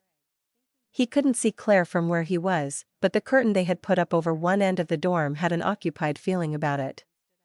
Tony pulled himself into his bed. Someone had cleaned his sheets. He didn't know who it could have been. Magic wouldn't work in the dead dorm and the mages didn't seem like they would be good housekeepers. Tony shrugged it off. If there was anything he had noticed recently, it was his life was a hard thing to understand. He lay down in bed and closed his eyes. He was just beginning to feel that warm absent feeling, which always comes before sleeping, when something heavy dropped onto his bed. "I got it," squeaked Andrew. "I got ants, and he says that he's figured out the weather patterning." The back seat of a helicopter is an incredibly unpleasant place to sleep. What with the vibrations and the noise, it's a wonder that anyone ever manages it. Tony had managed a light doze in the back until the first rays of sunlight hit him and made further sleep impossible. He wasn't really tired. Claire had agreed on the compromise of getting half a night's sleep and then leaving before dawn. Tony looked around and took stock of his troops. Claire and Andrew both looked like he did. If there did turn out to be fighting when they caught up with Devlin, then the three of them wouldn't be very much use. Frankie would be worse though. It is not easy to fly a helicopter and Frankie had been doing it for the last few hours on what really wasn't enough sleep. He could push on through, but he was going to be shattered when they reached their destination. Tony checked the readout that Ants had sent him again. It not only gave Devlin's current position, it also marked out where he had been. By the looks of it, after Devlin had left them at that rock outcrop, he had just spent the last few days flying around in a spiral. Presumably he would have searched the whole world if that was what it would have taken, but now Tony noticed that the pattern had changed since the last time he had looked. A couple hours ago Devlin had broken off his spiral and was now moving in one direction in a straight line. "Oh bugger," thought Tony, "there is no way that could be good news." Tony focused his eyes on the back of Frankie's head. He was not tactless enough to actually ask, but he was trying to will thoughts of speed into the huge man. Nothing happened and Tony was actually glad of that. Frankie must have picked this speed for a reason. He turned back to the readout and tried to estimate Devlin's speed. That didn't make sense. Devlin only looked like he was moving at walking pace. What could that mean? Perhaps he hadn't actually spotted Greg, perhaps he had chosen to break his spiral for some other reason, or perhaps he had already got him and didn't feel the need to rush anymore. Tony shook his head. "We have to think we can help," he thought. "We'll keep going. Devlin must just be flying slowly for his own reasons." He looked back at the readout again. It looked as though he was flying almost directly away from the helicopter. So it was a race then. Devlin was slower, but the smart money said that he was almost where he needed to be. The helicopter had a lot more ground to cover, but it was covering ground quite a bit faster. Tortoise and the Hare, he thought, edited for realism. He settled back into his seat, feeling the now familiar vibrations thudding into him. On reflection, he thought, it's a stupid idea to keep this information from the rest of my team. After all, we are flying into a life or death situation, and this information might turn out to be vital. "Everyone," he called, "I think you need to see this." Charlotte had a headache. It was so bad that even Johnson had noticed. "What's the matter?" he asked. Charlotte shook her head and indicated for him to drive faster. "It's a 2CV," he said, "it won't go any faster." Charlotte held her head and indicated for him to just keep driving. Johnson kept driving. "You know," he said, "you could probably just fly there, it would be quicker than this." Charlotte shook her head again. Johnson kept driving in silence for a few moments. "You still got his bearing?" he asked, trying a different tack. Charlotte kept her right hand on her head and pointed directly ahead with her left hand. Otherwise the car was completely silent. "It's dipping into his mind, isn't it?" he said, "to find where he is. It's tiring you." Charlotte didn't move for a long moment, but then she slowly shook her head. "It's his mind," she said, "he's at war with himself. It doesn't tire me out, but it hurts me a lot." Johnson tried to imagine having to see inside a fiancé's head while he was like this. It depressed him, so he stopped. Without looking again, he said, "How close are we?" "Not far," she murmured, her eyes towards the floor of the car. "He can't fly very fast while he's like this." "So we're closing on him?" "Yes." "How much time do we have before we get to him?" Johnson nodded. Charlotte groaned and reached for her crystal again. Without looking, he stopped her. He didn't want the girl to be broken when they caught up with Devlin. After all, she would probably have to be the one who talked him down again. Charlotte rubbed her temples. "About half an hour," she said, making swirly motions in the air with her hand. That was good, Johnson thought. They were on the road, and on the way. Hopefully by the end of the day this would all be over. There was an agreeable country, and through this country ran an agreeable country road, the kind that age-old farmers laid with big, heavy stones so their carts could rattle along quicker. On this road there was a young man, skinny and a little pale. He was talking to a tall and striking woman who seemed to have wolf ears.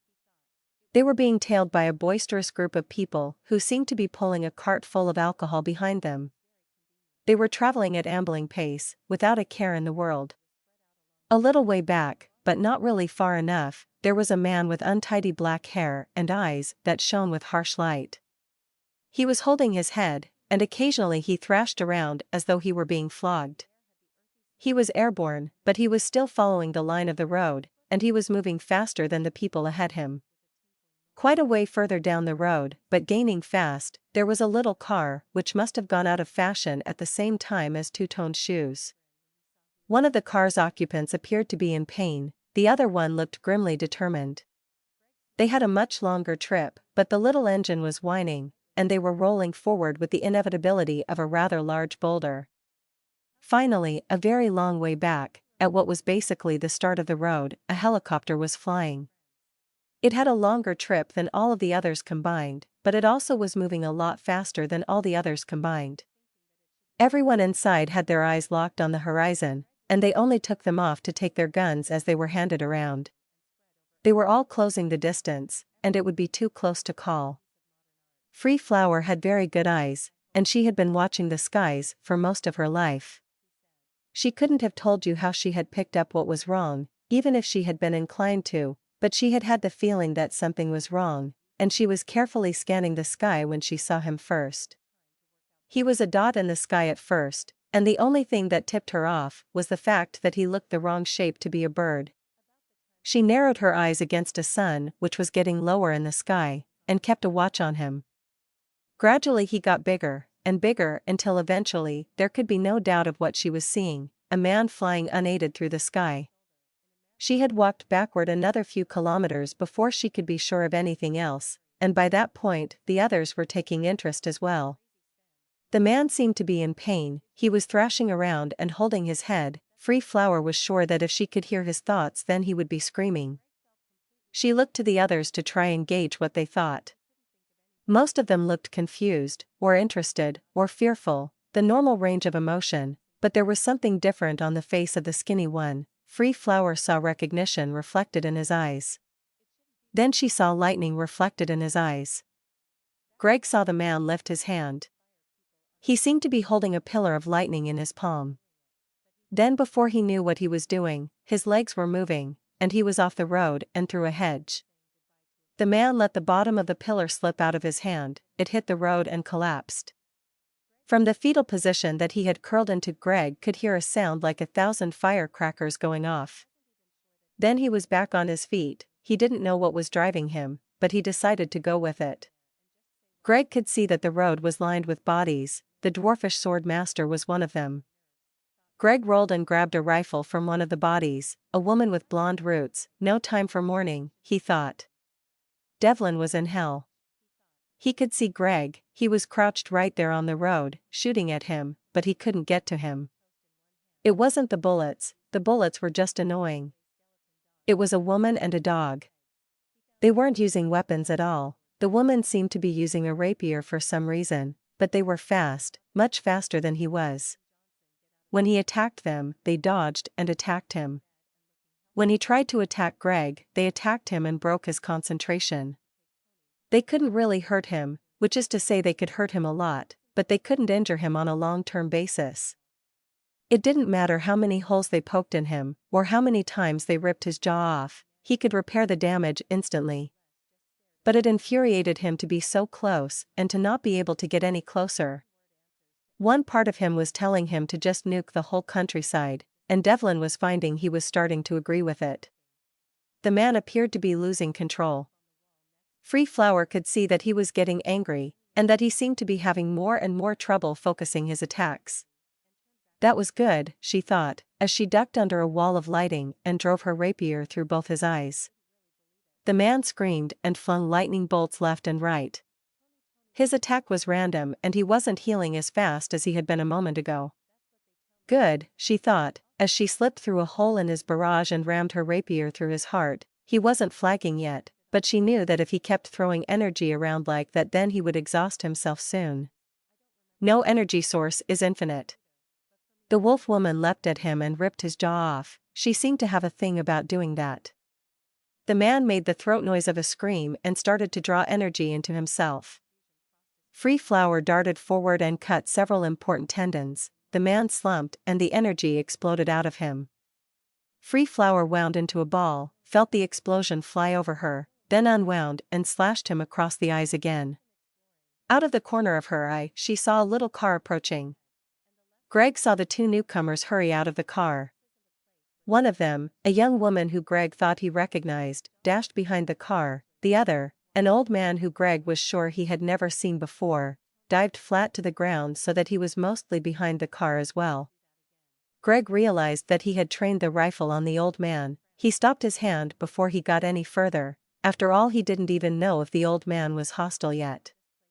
The man opened fire with his own gun. He seemed to be aiming for Greg specifically. My mistake, Greg thought, as he dived back into the bushes. Control's yours. The inside of Devlin's head was a terrifying place. As Charlotte traveled through it, it frothed and foamed like a mad horse. She reached out with her mind. She was better at that now. There was so much rage there, blinding him even when he still had eyes. There was the power too. He wasn't even trying to hold it back. It was infinite, she could see that now, but he wasn't. She could feel his body starting to break down under the strain. She could see what they were doing. They were making him as mad as they could, because if they did that long enough, then he would eventually stop healing. She reached out farther, trying to fill his body. She imagined taking him into her arms and stroking his hand. She imagined him calm. Red Drummer felt wild. It was always like this when she was the wolf, the sheer exhilaration of fighting driving her. It seemed to be getting harder again, though. It was hard to think in the wolf state, putting aside adrenaline. The brain isn't really built for it. She leapt for him again, aiming for his jaw. She liked jaws, but this time he swung nimbly out of the way and brought his hand up to meet her. She twisted under it, and it passed over her with a sound like ripping paper. She hit the ground and scuttled away. When she looked back, she thought he looked a lot more focused than he had before. He swept away Free Flower's thrust, and narrowly missed on his counter-attack. He had his eyes on Greg. The man in front of Greg dropped from a clean headshot, and Greg realized that they were losing. It had looked good for a moment there, but now they were losing. He switched his firing position to the flat on the ground one that the old man was using. Counting him, there had only been 3 gunmen who survived the man's first attack. Now there was just him and another man he didn't really know across the road. He wondered where the other 2 had come from. He wondered why the man had suddenly become so calm and competent, and he wondered if that approaching helicopter was friendly. Tony hung out one side of the helicopter, and Claire hung out the other. It probably wasn't necessary, or helpful, or safe, and he doubted he could fire a gun accurately with one hand, but he had to see something before he attacked. That was Johnson and Charlotte down there. He had truly hoped that they would have been held up, or something else would have gone wrong which would stop them from being there. But no such luck. "Be decisive, Tony," said the voice in his head, "decide where your loyalties lie." He brought his gun to bear on Charlotte. "War is hell," said the voice, sympathetically, as he pulled the trigger. Something pulled Charlotte back to her body. She had been sitting cross-legged, and now her legs felt stiff. She looked down and saw lots of little holes in her legs, like pimples after you pop them. Bullet holes, she realized. One of the holes was spurting something that she refused to recognize as her blood. She looked over at Johnson. He had been lying on the ground and his back was covered in red stains. He was still looking ahead, with his eyes firmly fixed on Greg, but he was twitching a lot, and it almost looked like he wanted to curl up into a ball. Devlin had seen what had happened. His eyes grew wide and he bellowed obscenities while jumping back into battle. He lost all his focus all over again, and Charlotte saw him being ripped into pieces. She reached for her crystal again, but something in her couldn't do it anymore. The helicopter had swung around and was coming in for another sweep. To her horror, she saw Tony hanging out the side. She tried to split into bats and fly away, but the pain she felt was so bad that she couldn't do it. She had never tried to split while injured before. He brought his gun around, and as time she thought he had a clearer shot. In desperation, she invoked the name of the only god which had ever been even remotely helpful to her. "Miss Alpha," she cried, "please help me." The air suddenly filled with bats. Greg didn't know where they had come from. It was like looking at a velvet black mist. His confusion turned to horror when he saw the bats swat Claire's chopper out of the sky. All the bats collapsed together into the middle of the fight. They collapsed into the form of Lucy. Lucy? Free Flower spun around and caught her cleanly through the chest. But Lucy wavered like a mirage, and suddenly she was standing on top of the sword. She aimed a clumsy kick at Free Flower's face, which sent her flying off the road.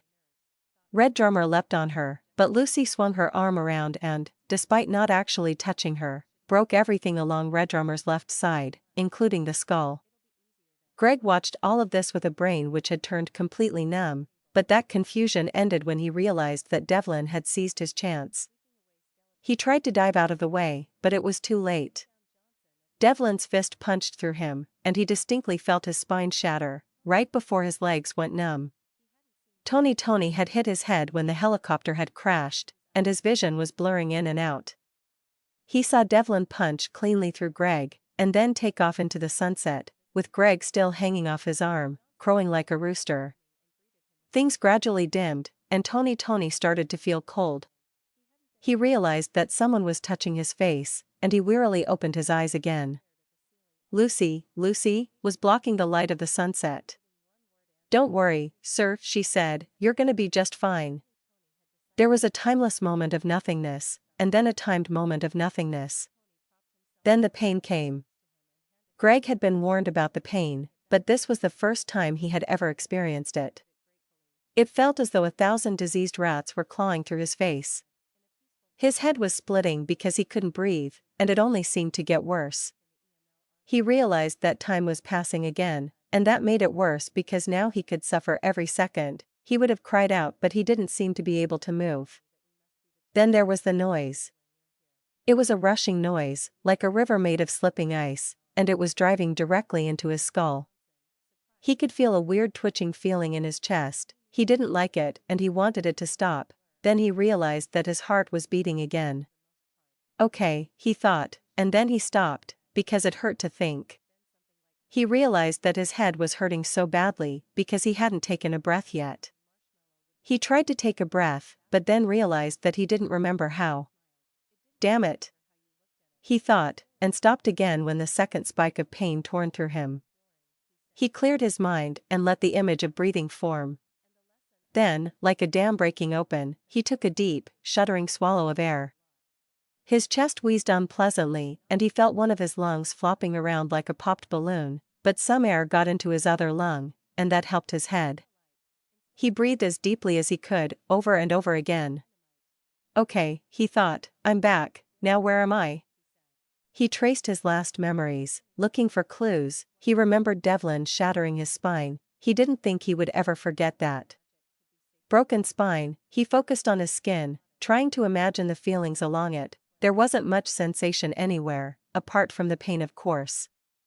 He was having a lot of trouble trying to locate the sensations on a map of his body, but when he thought about it there didn't seem to be any sensation below a certain point. Oh no, he thought, bones took forever to heal.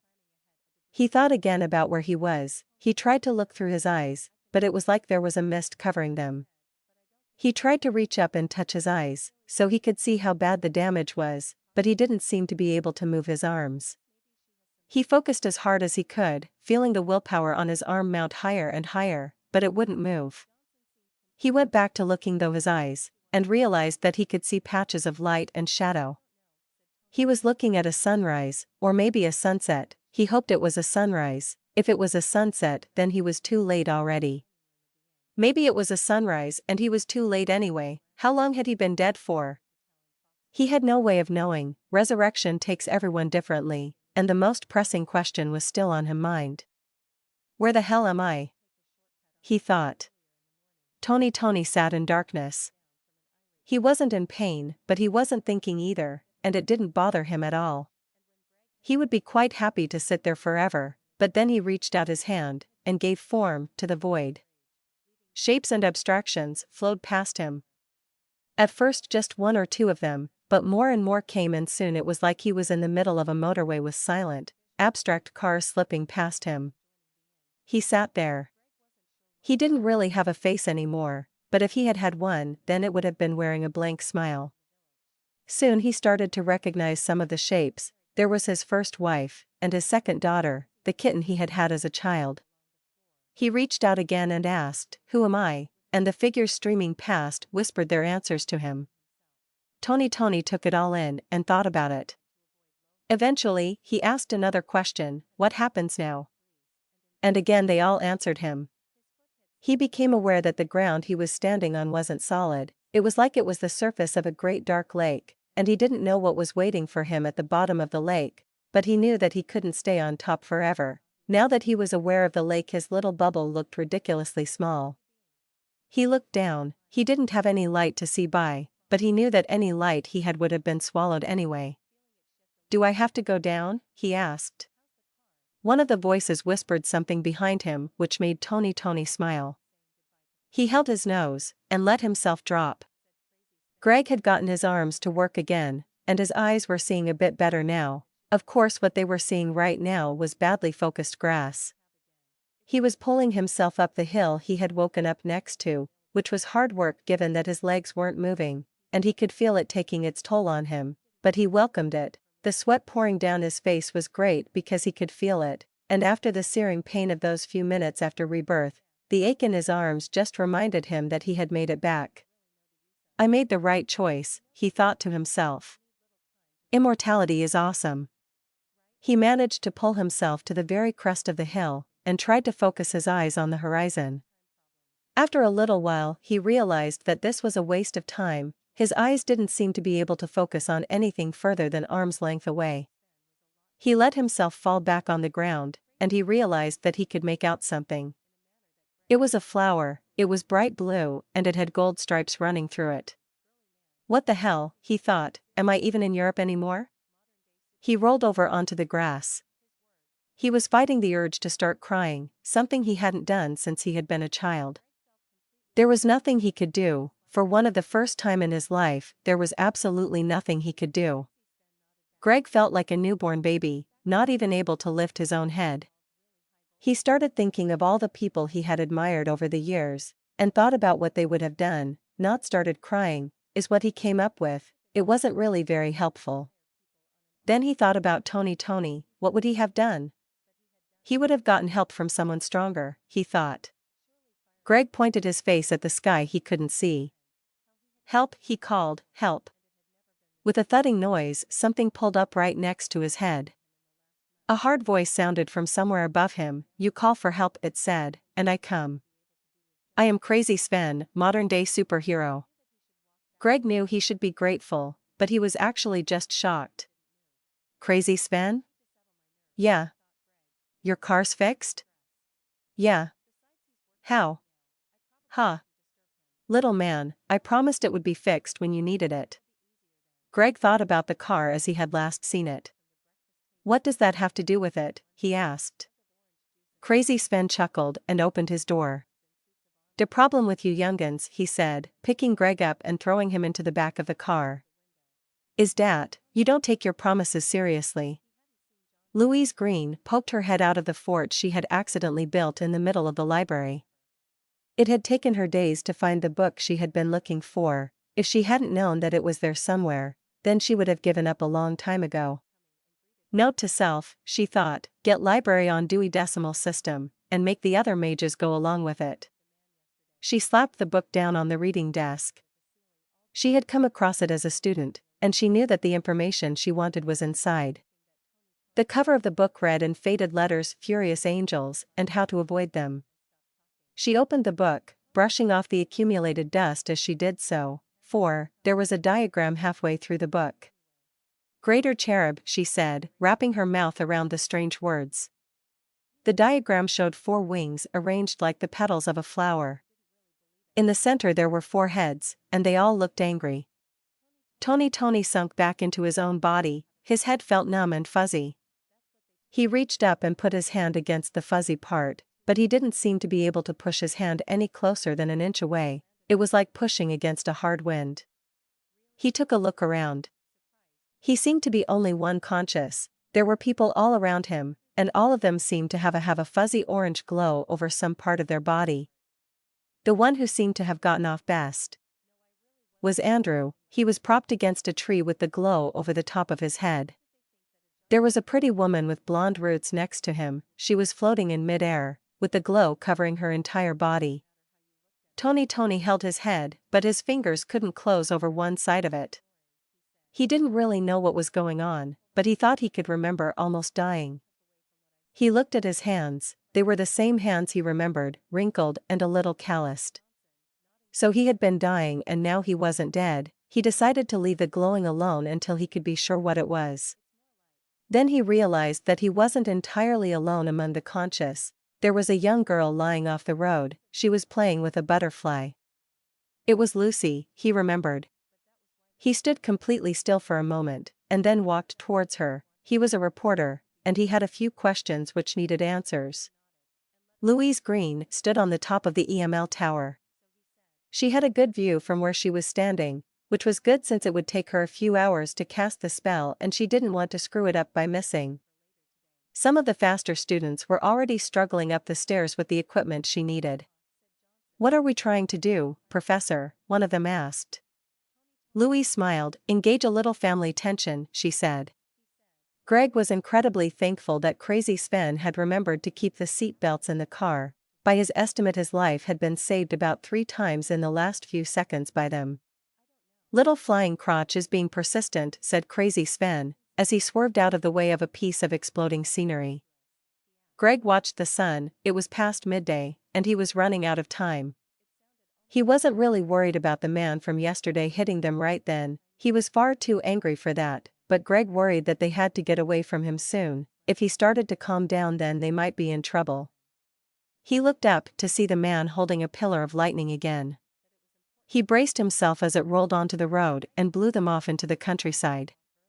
Greg waited for Crazy Sven to set the car right again, but he kept driving. "Hey, Crazy Sven," he asked, "where are you taking us?" Crazy Sven pointed to a huge ravine up ahead. Greg looked at it, his heart stopping mid-beat. He can fly," Greg reminded him. "I don't think we can lose him that way." Crazy Sven laughed. "This is, how you say, shortcut ya? To get you there faster." Greg thought about the places he wanted to go. The bottom of what looked very much like the Grand Canyon didn't figure very high on the list.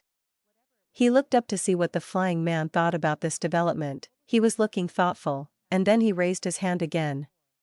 A single beam of solid white light exploded from his hand and stretched up to the sky, and then it arced down with a hissing noise like a guillotine.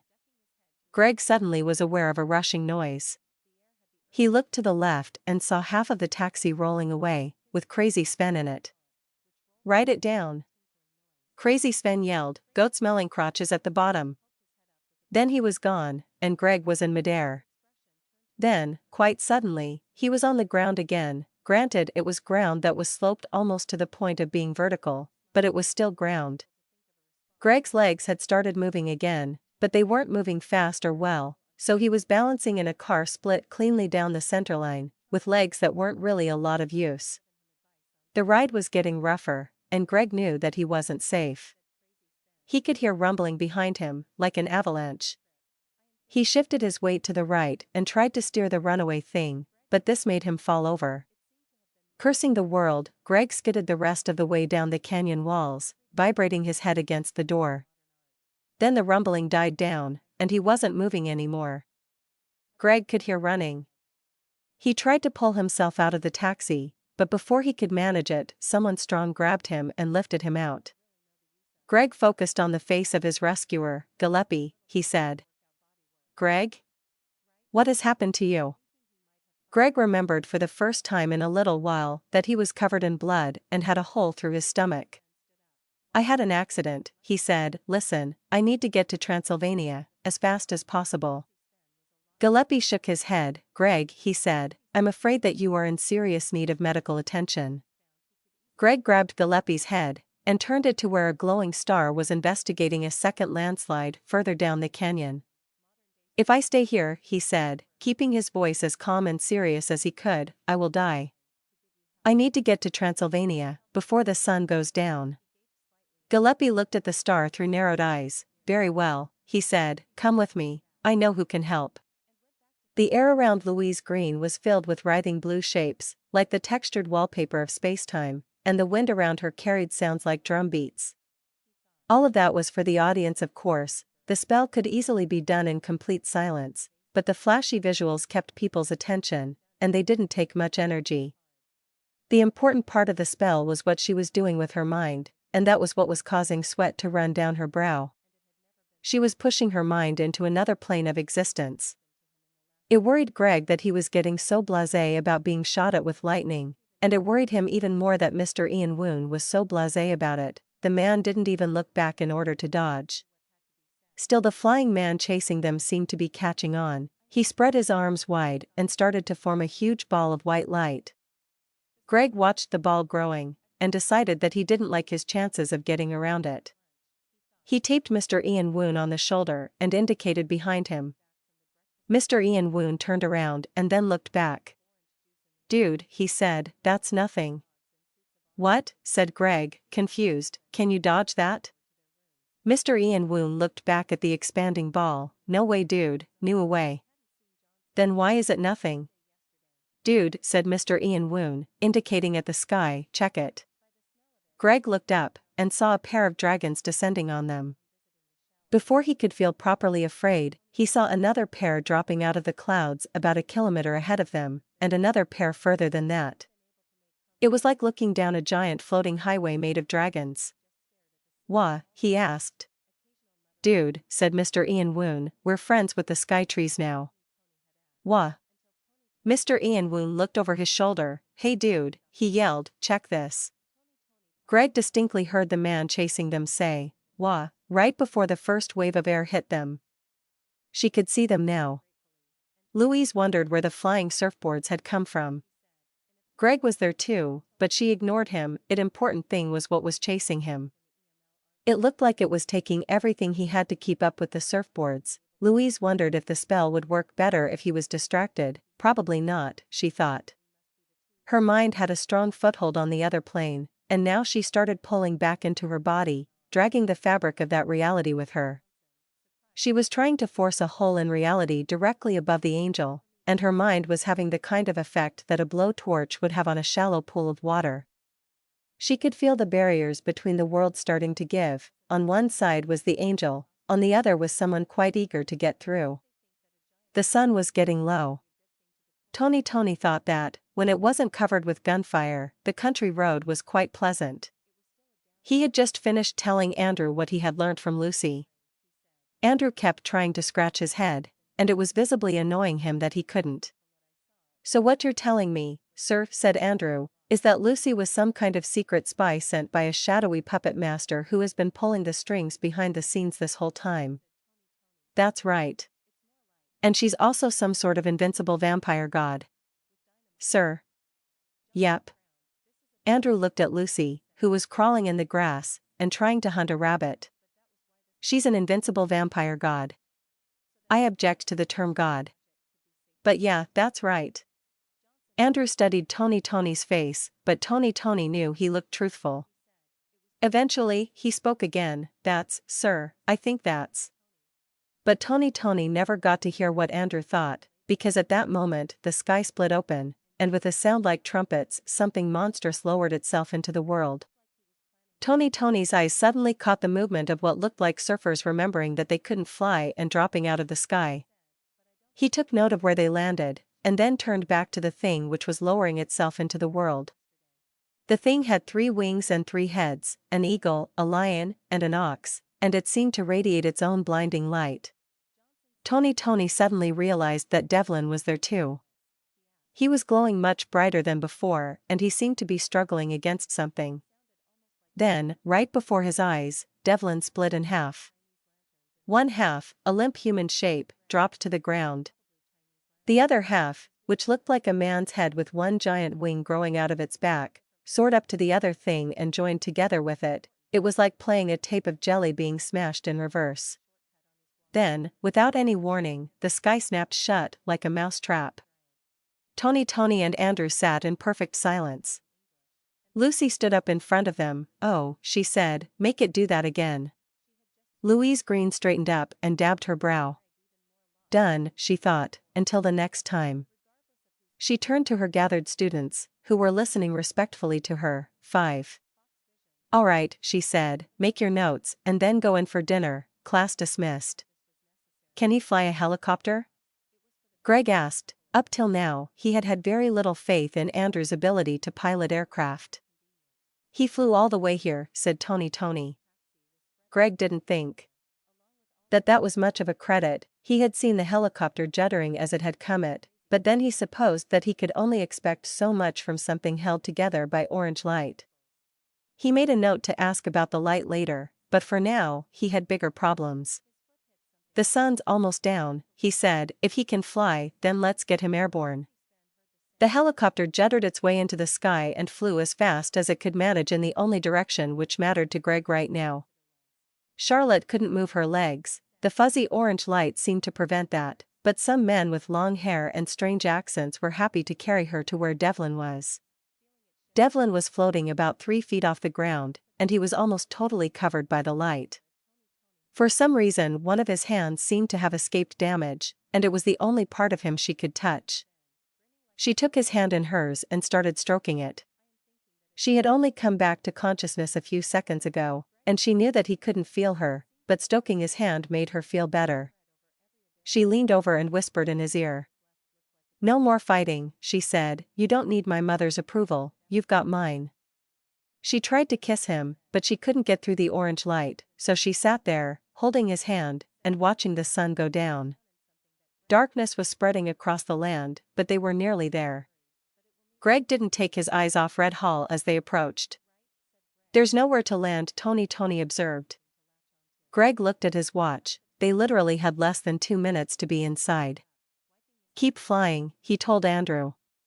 Something whizzed past them, and then a lot of somethings. We're being shot at. Tony yelled. Greg thought it was redundant to yell that. Keep flying, he told Andrew.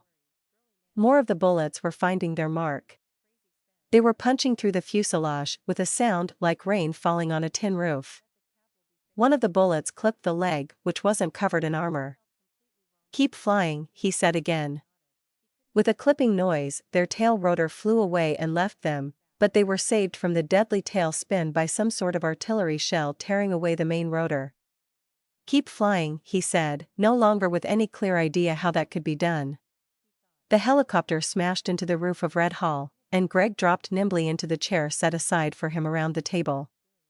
Hello, he said, to the stunned room. I do hope I'm not too late. Claire was giving orders again. She realized with a shock that it came naturally to her now. She didn't actually think that her orders were helping much. There hadn't been any traffic along the road so far, so it probably didn't matter if all the recovering people were lined up in the shade, but something she had noticed was that people seemed to get on better when they had orders to follow. Claire didn't know how all of this was going to turn out, but apparently Greg and Tony had gone off to finish their crazy mission, and that meant that there had to be someone here to stop everyone from giving in to panic. I don't know how all this is going to end, Claire thought, but I don't think I'm going to be fired when I get back. After all, someone has to write the story about the invincible vampire god. Somewhere in the house, a clock finished tolling out the hour. "No, Mr. Gregg," said Mr. Brown, the family solicitor. "Your timing is impeccable. Let's begin." Greg smiled and gave the thumbs up to the helicopter stuck in the roof. Through the windshield, he saw Tony, and Andrew gave it back. He looked at the damage to the roof, and hoped that the house was part of his inheritance, otherwise he could really end up paying for that. Mr. Brown was opening the reading of the will by reading Lord Red Fox's full title. This was taking a little while. Greg had never realized how many small countries had seen fit to name his uncle a national protector. He decided to fill in the time by looking around the table and seeing who else had made it. There was a tall, cultured-looking man, who looked amused to see him. Greg didn't think he had ever seen him before. There was also a ferocious-looking woman in an elegant blue dress which swept to the floor. She looked angry beyond all belief to see him. Maybe she had wanted the house. Finally, there was a man in a suit which didn't fit very well, because of the 2 bulletproof vests he was wearing underneath it. He looked utterly terrified, and Greg noticed that his eyes kept flicking back and forth to keep all their hands in sight. Greg knew that his uncle had had a reputation as a very clever man. He wondered whether he had seen this coming. If a werewolf wanted to control where his money went after death, then he had to be careful about who he thought was strong enough to make it to the reading. Greg realized that his part of the game was over. It was time to see the move that his uncle had made years ago, and to find out if his uncle was as clever as his reputation held. Greg took a cup of tea from the butler. He realized that all the other people had tea in front of them as well, but none of them had drunk any. Greg thought about this. It was considered in very bad taste to kill another guest, but that really only applied if you did so in a way that could be traced. Greg decided to leave his tea as well. Mr. Brown finished reading his uncle's titles and started on the important part of the will. The table was suddenly giving him their full and undivided attention. Out of the corner of the eye he saw that even the kitchen staff had poked their heads around the kitchen door. "I, Lord Red Fox of Red Hall, being of sound mind and body." Greg leaned in and listened carefully. This was it. "Leave my total and undivided fortune and estates, along with my titles and my recommendation as Alpha, to my loyal butler, Yellowbird." There was complete silence around the table, broken only by the sound of a tea tray being dropped. Then Tony started to laugh. Yellowbird had moved the old comfy armchair to Lord Red Fox's office. His office, he reminded himself. It was his office, and he was Lord Yellowbird. He tried to stand up straight, imagining himself tall and aristocratic, but it didn't work. It just didn't feel right. He sighed and collapsed back into the chair. What on earth could the master have been thinking of? He wondered. The gods know I'm not cut out to rule. He rubbed his face, and wished that the master had been in the habit of keeping whiskey in his desk drawers. "I'm not an alpha," he thought to himself, and that was true. A person couldn't become an alpha by being left the position. One became an alpha by claiming it, and not being killed by those who objected. The worst part of it, from Yellowbird's opinion, was that no one was dismissing him out of hand. All the great power blocks were just watching him to see what he would do. Lord Red Fox had been the greatest alpha in years, and Yellowbird was the poor bugger who had to follow him. There was a knock at the door. Yellowbird straightened up as best he could. He had the feeling that appearance would be very important soon. "Enter," he said. Mr. Johnson walked in the door and bowed deeply. "Good evening, my lord," he said. Yellowbird almost returned the bow, but caught himself just in time and just gave a small nod. Mr. Johnson placed a sheet of paper on the desk. "It's the latest report, my lord. I'll leave you to think," and with that he backed out of the room. Yellowbird nodded him out of the room, like he had seen Lord Red Fox do for him, and when he was gone, he relaxed back into the chair. He didn't remember hiring Mr. Johnson, and he didn't have any idea where he had come from, but he had shown up this morning and had been extremely helpful all day.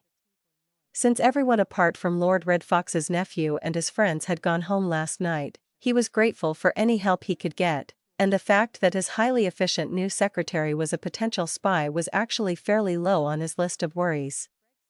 He looked at the report. There were some groups in Serbia which were trying to get the trade in dried skins going again. Apparently they made good bases for gardens. Yellowbird looked at the report in disgust. Someone should do something about that, he thought, and then he remembered that someone was him. He sighed. It was deep and heartfelt. He felt like he was picking up a torch, which was very heavy, and which he wouldn't be able to put down for a very long time. There would be time to rest later, he decided. There was the issue of the groups in Serbia for now. He leaned back in the chair and thought about what Lord Red Fox would have done. And life went on.